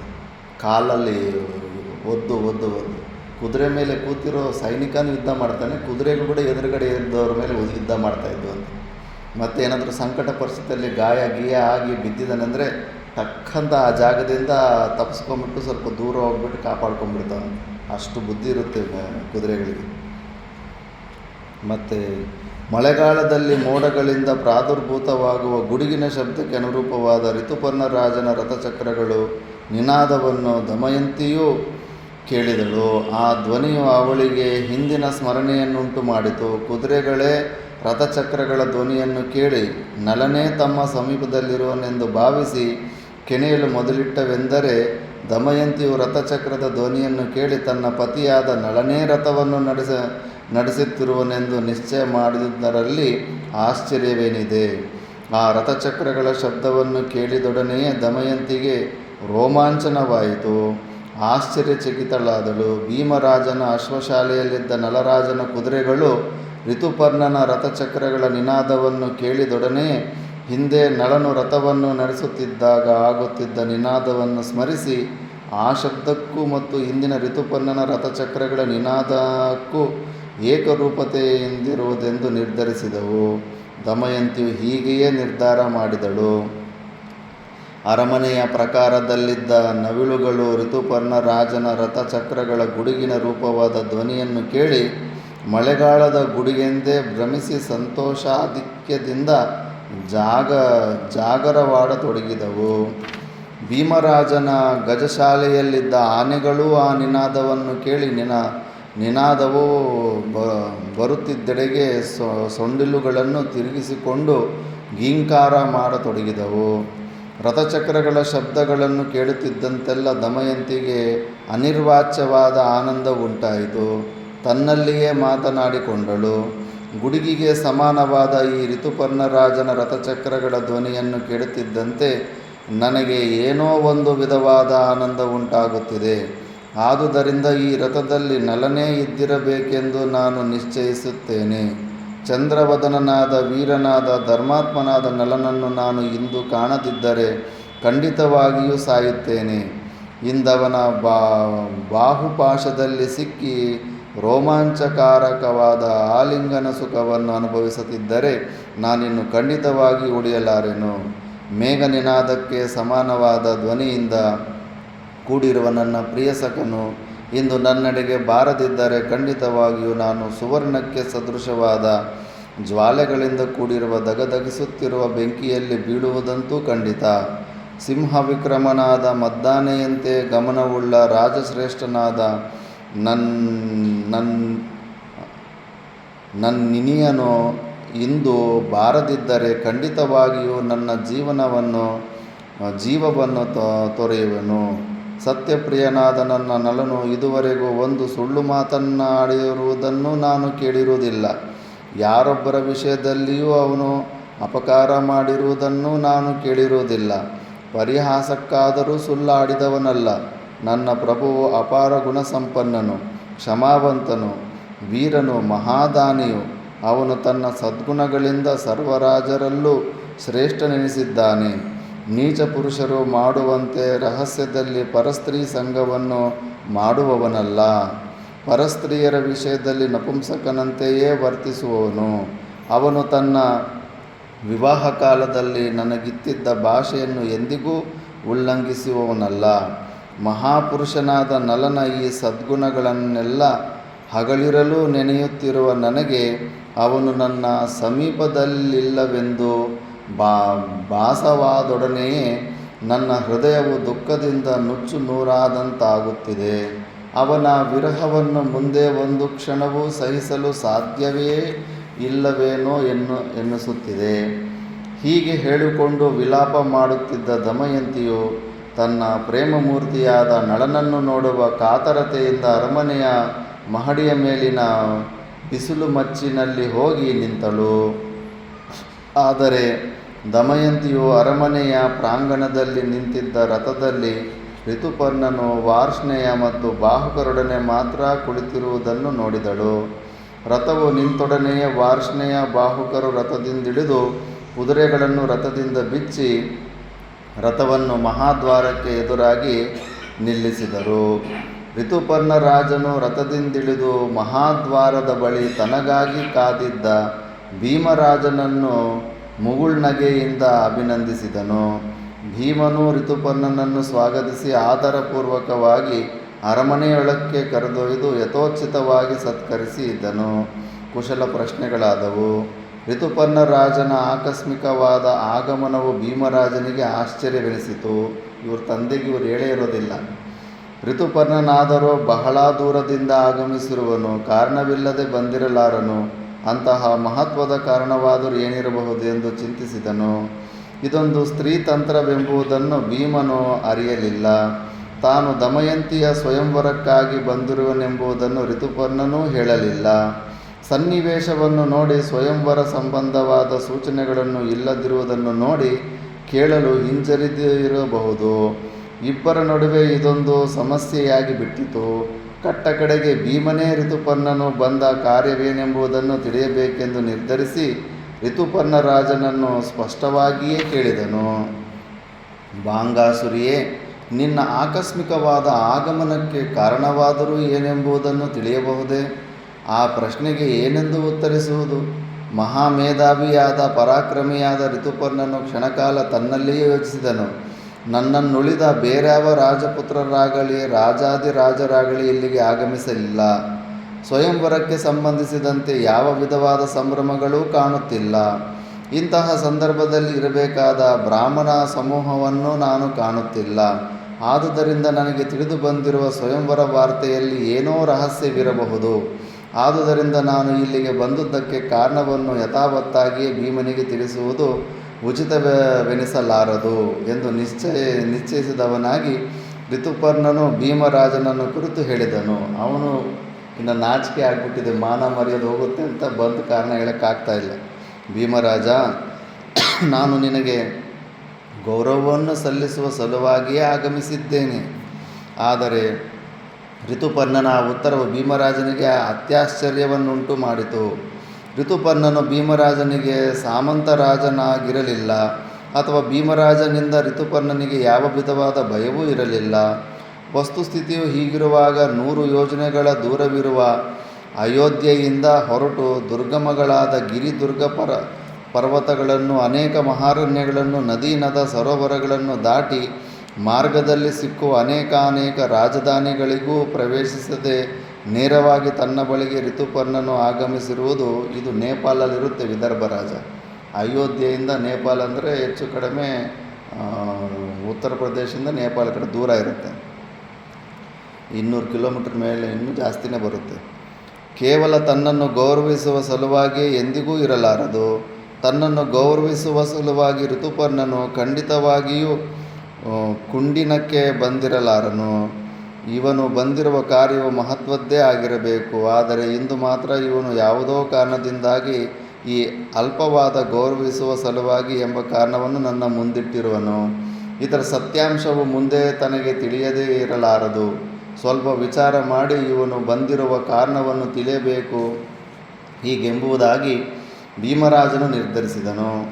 ಆ ಕಾರಣದಿಂದಲೇ ರಾಜನು ಋತುಪರ್ಣನಿಗೆ ಒಡನೆಯೇ ಅಯೋಧ್ಯೆಗೆ ಪ್ರಯಾಣ ಮಾಡಲು ಅನುಮತಿಯನ್ನು ಕೊಡಲಿಲ್ಲ.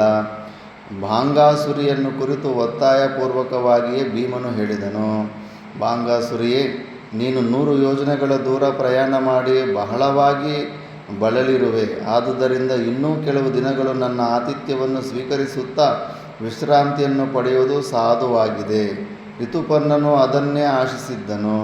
ಇಲ್ಲಿಯ ರಹಸ್ಯವೇನೆಂಬುದನ್ನು ಪೂರ್ಣವಾಗಿ ತಿಳಿದುಕೊಳ್ಳದೆ ಅಯೋಧ್ಯೆಗೆ ಹಿಂದಿರುಗುವ ಆಶಯವು ಋತುಪರ್ಣನಿಗೂ ಇರಲಿಲ್ಲ. 4-6 ದಿನಗಳಲ್ಲಿ ಸ್ವಯಂವರದ ರಹಸ್ಯವು ತಿಳಿಯಬಹುದೆಂಬ ಆಶಯದಿಂದ ಬಾಂಗಾಸುರಿಯು ಭೀಮರಾಜನು ಹೇಳಿದ ಮಾತುಗಳನ್ನು ಸಂತೋಷದಿಂದಲೇ ಅಂಗೀಕರಿಸಿದವನಾಗಿ ಅಮಿತಾನಂದದಿಂದ ತನಗಾಗಿ ಸಿದ್ಧಪಡಿಸಿದ್ದ ಬಿಡಾರಕ್ಕೆ ರಾಜಸೇವಕರೊಡನೆ ತೆರಳಿದನು. ಯುಧಿಷ್ಠಿರ, ಇತ್ತಲಾಗಿ ಋತುಪರ್ಣನು ರಥದಿಂದಿಳಿದು ವಾರ್ಷ್ಣೆನಿಂದೊಡಗೂಡಿ ಹೊರಟು ಹೋದ ನಂತರ ಬಾಹುಕನು ಪುನಃ ರಥಕ್ಕೆ ಕುದುರೆಗಳನ್ನು ಕಟ್ಟಿ ಭೀಮರಾಜನ ರಥಶಾಲೆಯೆಡೆಗೆ ರಥವನ್ನು ಒಯ್ದು ಅದರ ಬಳಿಯಲ್ಲಿ ರಥವನ್ನು ನಿಲ್ಲಿಸಿ ಕುದುರೆಗಳನ್ನು ಬಿಚ್ಚಿ ಅವುಗಳನ್ನು ಯಥಾವಿಧಿಯಾಗಿ ಉಪಚರಿಸಿ ಸಂತೈಸಿ ರಥದ ಒಂದು ಭಾಗದಲ್ಲಿ ತನ್ನ ಮಾರ್ಗಾಯಾಸವನ್ನು ಪರಿಹರಿಸಿಕೊಳ್ಳುತ್ತಾ ಕುಳಿತನು. ರಥಚಕ್ರದ ನಿನಾದ ಮಾತ್ರದಿಂದಲೇ ನಳನು ಬಂದಿರುವನೆಂದು ನಿರ್ಧರಿಸಿ ಕಾತರಳಾಗಿದ್ದ ದಮಯಂತಿಯು ಅರಮನೆಯ ಉಪ್ಪರಿಗೆಯಲ್ಲಿ ನಿಂತು ಋತುಪರ್ಣ ವಾರ್ಷ್ಣೆಯ ಬಾಹುಕರನ್ನು ಮಾತ್ರವೇ ಕಂಡು ಸ್ಫುರದ್ರೂಪಿಯಾದ ತನ್ನ ಇನಿಯನನ್ನು ಕಾಣದೆ ಹತಾಶಳಾಗಿ ದುಃಖಿಸುತ್ತಾ ತನ್ನಲ್ಲಿ ತಾನೇ ಮಾತನಾಡಿಕೊಂಡಳು. ದುರ್ವಿಧಿಯೇ, ನಲನ ರಥಚಕ್ರದ ನಿನಾದಕ್ಕೆ ಅನುರೂಪವಾಗಿದ್ದ ಈ ರಥದ ನಿನಾದವನ್ನು ಕೇಳಿ ನಳನೇ ಬಂದಿರುವನೆಂದು ಭ್ರಮಿಸಿದ್ದೆನಲ್ಲ. ನಿಶ್ಚಯವಾಗಿ ಈ ರಥದ ಧ್ವನಿಯು ನನ್ನ ಪ್ರಾಣಪತಿಯ ರಥದ ನಿನಾದವನ್ನೇ ಅನುಕರಿಸಿತ್ತು. ಆದರೆ ನಳನನ್ನು ಮಾತ್ರ ನಾನಿಲ್ಲಿ ಕಾಣಲಿಲ್ಲ. ವಾರ್ಷ್ಣೇಯನ ನಳನಿಂದ ರಥದ ಸಾರಥ್ಯವನ್ನು ಪೂರ್ಣವಾಗಿ ತಿಳಿದುಕೊಂಡಿರಬಹುದು. ಆದುದರಿಂದಲೇ ವಾರ್ಷ್ಣೇಯನಿಂದ ನಿಯಂತ್ರಿಸಲ್ಪಟ್ಟಿರುವ ಈ ರಥವು ನಳನ ರಥದ ನಿನಾದವನ್ನೇ ಅನುಕರಿಸಿರಲೂಬಹುದು. ಒಂದು ವೇಳೆ ಋತುಪರ್ಣನೇ ಸಂಚಲನೆಯಲ್ಲಿ ನಳನಿಗೆ ಸಮಾನನಿದ್ದು ಅವನ ರಥ ನಿಯಂತ್ರಣದಿಂದಲೇ ಈ ವಿಧವಾದ ನಿನಾದ ಉಂಟಾಗಲು ಅವಕಾಶವಿದೆ. ಹೀಗೆಂದು ದಮಯಂತಿ ಯೋಚಿಸಿದರೂ ಅಧೀರಲಾಗಲಿಲ್ಲ. ಮಂಗಳಾಂಗಿಯಾದ ಮತ್ತು ಸುಂದರಾಂಗಿಯಾದ ದಮಯಂತಿಯು ನಳನನ್ನು ಪತ್ತೆ ಹಚ್ಚುವ ಸಲುವಾಗಿ ತನ್ನ ಸಖಿಯೊಬ್ಬಳನ್ನು ಕಳುಹಿಸಿಕೊಡಲು ನಿಶ್ಚಯಿಸಿ ಕೇಶಿನಿ ಎಂಬುವಳನ್ನು ಕರೆಸಿದಳು.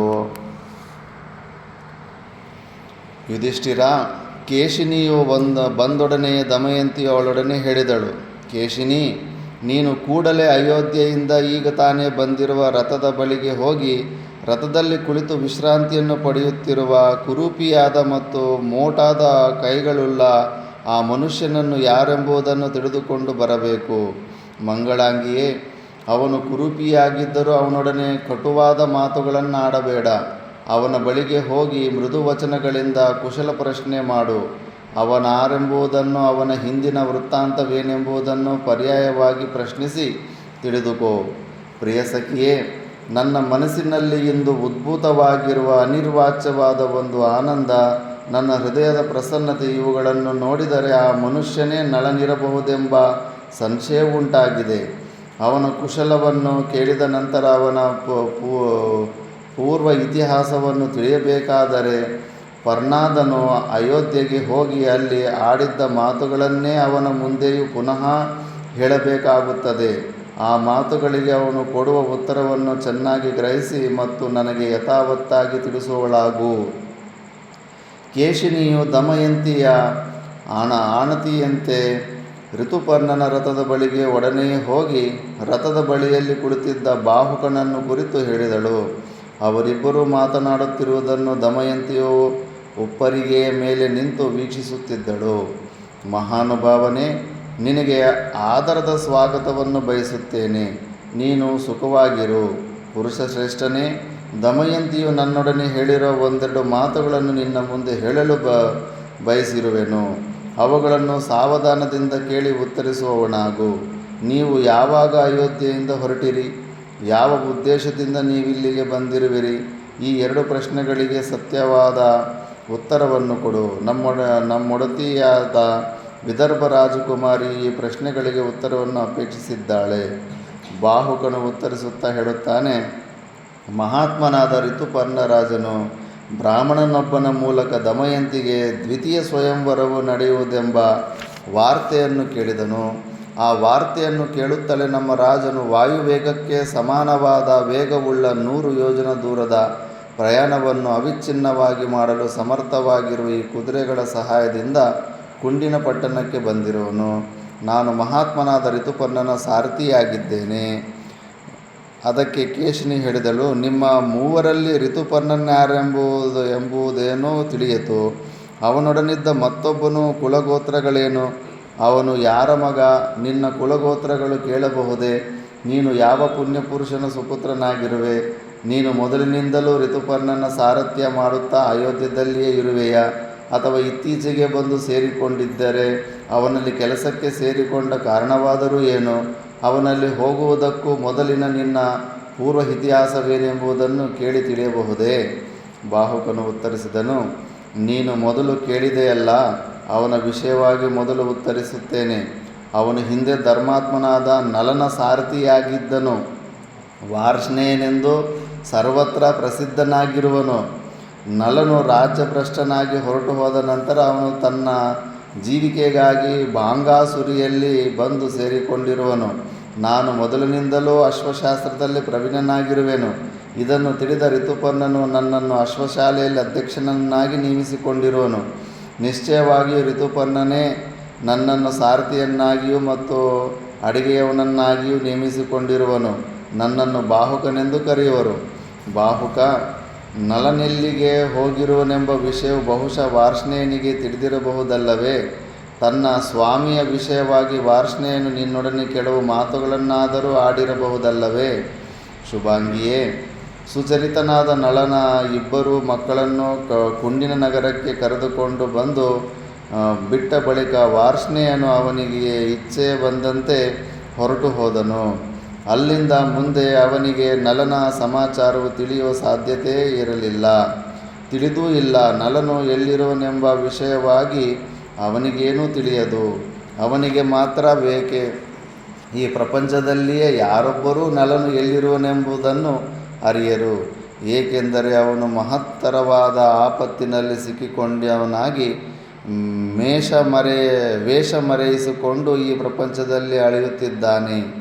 ಈ ಸಮಯದಲ್ಲಿ ನಲನೊಬ್ಬನಿಗೆ ನಿಸ್ಸಂಶಯವಾಗಿ ನಾನೇ ನಳ ಎಂಬ ವಿಷಯವು ತಿಳಿದಿರುವುದೇ ಹೊರತು ಬೇರ್ಯಾರಿಗೂ ನಲನಾರು, ನಲನೆಲ್ಲಿರುವನು, ಏನು ಮಾಡುತ್ತಿರುವನು ಈ ವಾರ್ತೆಗಳೊಂದು ತಿಳಿದಿರುವುದಿಲ್ಲ, ತಿಳಿಯುವ ಸಾಧ್ಯತೆಯೂ ಇಲ್ಲ. ನಳನು ತಾನಿರುವ ಕುರುಹನ್ನು ಮತ್ತೊಬ್ಬರಿಗೂ ಹೇಳಿರಲಾರನು ಮತ್ತು ಎಲ್ಲಿಯೂ ವಿಷದಪಡಿಸಿರಲಾರನು. ಎಲೆ ಜೂಜುಕೋರನೇ, ನನ್ನ ಸೀರೆಯಲ್ಲಿ ಅರ್ಧ ಭಾಗವನ್ನು ಕಿತ್ತುಕೊಂಡು ಎಲ್ಲಿಗೆ ಹೋದೆ?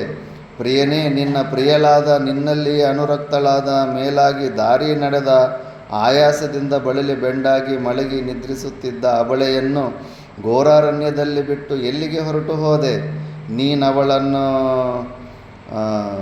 ನೀನವಳನ್ನು ಹಿಂದೆ ನೋಡಿದ್ದಾಗ ಯಾವ ರೀತಿಯಲ್ಲಿ ಅರ್ಧ ವಸ್ತ್ರವನ್ನು ಧರಿಸಿದ್ದಳೋ, ಈಗಲೂ ಹಾಗೆಯೇ ಇದ್ದು ನಿನ್ನ ಪ್ರತೀಕ್ಷೆಯಲ್ಲಿಯೇ ಕಾಲ ಕಳೆಯುತ್ತಿದ್ದಾಳೆ.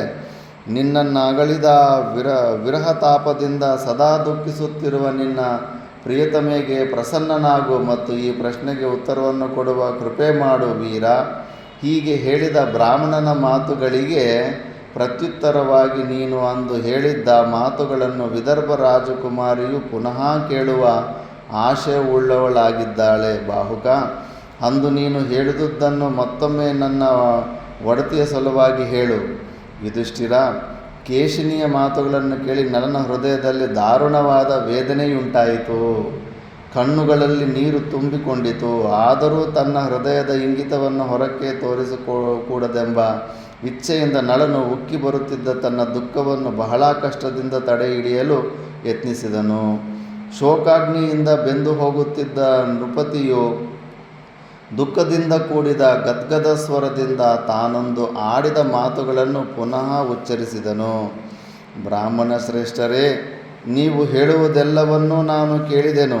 ಈ ವಿಷಯದಲ್ಲಿ ನಾನು ಒಂದೆರಡು ಮಾತನ್ನಾಡಲು ಇಚ್ಛಿಸುತ್ತೇನೆ. ಪತಿವ್ರತೆಯರಾದ ಸ್ತ್ರೀಯರು ಎಂತಹ ಕಠಿಣ ಪರಿಸ್ಥಿತಿಯಲ್ಲಿಯೂ ಕೂಡ ತಮ್ಮ ಪಾತಿವ್ರತ್ಯದ ಶಕ್ತಿಯಿಂದಲೇ ತಮ್ಮನ್ನು ತಾವೇ ರಕ್ಷಿಸಿಕೊಳ್ಳಲು ಸಮರ್ಥರಾಗುತ್ತಾರೆ ಮತ್ತು ಅಂತಹವರಿಗೆ ಸ್ವರ್ಗವೂ ಜಯಿಸಲ್ಪಡುತ್ತದೆ. ವರಸ್ತ್ರೀಯರ ಪತಿಯಿಂದ ಪರಿತ್ಯಜಿಸಲ್ಪಟ್ಟರೂ ಪತಿಯ ವಿಷಯವಾಗಿ ಕೋಪಿಸಿಕೊಳ್ಳುವುದಿಲ್ಲ. ಪತಿವ್ರತೆಯರಾದ ಸ್ತ್ರೀಯರು ತಮ್ಮ ಪ್ರಾಣರಕ್ಷಣೆಗೆ ಸದಾಚಾರವೆಂಬ ವಜ್ರಕವಚವನ್ನು ಧರಿಸುವುದವರಾಗಿರುತ್ತಾರೆ. ತನ್ನನ್ನು ಬಿಟ್ಟು ಹೋದ ಗಂಡನ ವಿಷಯದಲ್ಲಿ ಅವಳು ಖಂಡಿತವಾಗಿಯೂ ಕುಪಿತಳಾಗಕೂಡದು. ಏಕೆಂದರೆ ಆ ಮೂಢನು ಅಂದು ವಿಷಮ ಪರಿಸ್ಥಿತಿಯಲ್ಲಿದ್ದನು, ರಾಜಭ್ರಷ್ಟನಾಗಿದ್ದನು. ಸುಖವೆಂಬುದೇ ಅವನಿಗಿರಲಿಲ್ಲ. ಆಹಾರಕ್ಕೆಂದು ಪಕ್ಷಿಗಳನ್ನು ಹಿಡಿಯಲು ಹೋಗಿ ಪಕ್ಷಿಗಳಿಂದ ವಂಚಿತನಾಗಿ ತನ್ನ ವಸ್ತ್ರವನ್ನು ಕಳೆದುಕೊಂಡು ಮನೋರೋಗ ಪೀಡಿತನಾದ ನಿರ್ಭಾಗ್ಯನೊಬ್ಬನ ವಿಷಯದಲ್ಲಿ ಸಾಧ್ವಿಯಾದ ಅವಳು ಖಂಡಿತವಾಗಿಯೂ ಕುಪಿತಳಾಗಬಾರದು. ಗಂಡನು ರಾಜ್ಯಭ್ರಷ್ಟನಾಗಿರುವಾಗ, ಸಕಲೈಶ್ವರ್ಯಗಳನ್ನು ಕಳೆದುಕೊಂಡಿರುವಾಗ, ಹಸಿವು ಬಾಯಾರಿಕೆಗಳಿಂದ ಬಳಲಿ ಬೆಂಡಾಗಿರುವಾಗ, ವ್ಯಸನ ಸಾಗರದಲ್ಲಿ ಮುಳುಗಿರುವಾಗ ಆತನು ತನ್ನ ಹೆಂಡತಿಯ ವಿಷಯದಲ್ಲಿ ಒಳ್ಳೆಯದನ್ನೇ ಮಾಡಿರಲಿ ಅಥವಾ ಕೆಟ್ಟದ್ದನ್ನೇ ಮಾಡಿರಲಿ, ಸಾಧ್ವಿಯಾದ ಪತಿವ್ರತೆಯಾದ ಸ್ತ್ರೀಯು ಅಂತಹ ನಿರ್ಭಾಗ್ಯನ ವಿಷಯದಲ್ಲಿ ಖಂಡಿತವಾಗಿಯೂ ಕುಪಿತಳಾಗಬಾರದು. ಯುಧಿಷ್ಠಿರ, ನಲನು ಈ ಮಾತುಗಳನ್ನು ಹೇಳುತ್ತಿರುವಾಗ ತನ್ನ ಹೃದಯದಲ್ಲುಂಟಾದ ದುಃಖವನ್ನು ತಡೆಹಿಡಿಯಬೇಕೆಂದು ಎಷ್ಟೇ ಪ್ರಯತ್ನಿಸಿದರೂ ದುಃಖವನ್ನು ತಡೆಯಲಾಗಲಿಲ್ಲ. ಕ್ಷಣ ಕ್ಷಣಕ್ಕೂ ಉಕ್ಕಿ ಬರುತ್ತಿದ್ದ ದುಃಖವನ್ನು ತಡೆಯಲಾಗದೆ ಬಾಹುಕನು ಬಿಕ್ಕಿ ಬಿಕ್ಕಿ ಹತ್ತು ಬಿಟ್ಟನು. ಅದಷ್ಟೇ. ಮತ್ತು ಅಹಮ್ಮಮ ಭಾವಗಳು ಅಷ್ಟು ಈಸಿ ಎಲ್ಲ ತೊಳ್ಕೊಳ್ಳೋದು. ವಶಿಷ್ಠ ಮಹರ್ಷಿ ಆತ್ಮಹತ್ಯೆ ಮಾಡ್ಕೋಬೇಕಂತ ಹೋಗ್ತಾನೆ, ಮಕ್ಕಳು ಸತ್ತೋದು. ಮಹಾಜ್ಞಾನಿ ರಾಮಚಂದ್ರ ಪ್ರಭುಗಳಿಗೆ ಜ್ಞಾನಬೋಧ ಮಾಡಿರೋಂಥವನು. ಅಷ್ಟು ನಮ್ಗೆ ಅನಿಸುತ್ತೆ ನನಗೇನಿಲ್ಲ, ಮಮಭಾವ ಇಲ್ಲ, ಅಹಂಭಾವ ಇಲ್ಲ ಅಂತ. ಪ್ರಾಕ್ಟಿಕಲಾಗಿ ಅಂಥ ಸಿಚುವೇಶನ್ ಬಂದಾಗ ಶಂಕರಾಚಾರ್ಯರು ಭಗವಾನ್ರೆ ತಾಯಿ ಮೇಲೆ ಮಾತೃಪಂಚಕ ಬರೆದವರು ಲಾಸ್ಟ್ ಮೂಮೆಂಟಲ್ಲಿ ಜಗದ್ಗುರುಗಳು. ಮಿಥ್ಯ ಮಿಥ್ಯ ಮಿಥ್ಯ ಅಂತ ಪ್ರಪಂಚನೆಲ್ಲ ಇದ್ದಷ್ಟು ದಿವಸ ಸುಳ್ಳು ಸುಳ್ಳು ಸುಳ್ಳು ಸುಳ್ಳು ಸುಳ್ಳು ಪ್ರಪಂಚ ಅಂತೇಳಿ ತಾಯಿ ವಿಷಯದಲ್ಲಿ ನನಗೆ ಎಮೋಷ್ನಲ್ ಆಗಿಬಿಟ್ಟಿರ್ತಾನೆ. ಅಷ್ಟು ಸುಲಭ ಅಲ್ಲ ಅಹಮಮ ಭಾವಗಳು ಅನ್ನಿಸ್ತಾ ಇರುತ್ತೆ ನನಗಿಲ್ಲ ಅಂತ. ಆ ಸಿಚುಯೇಷನ್ ಬಂದಾಗ ಹಂಗಾಗ್ಬಿಡ್ತವೆ.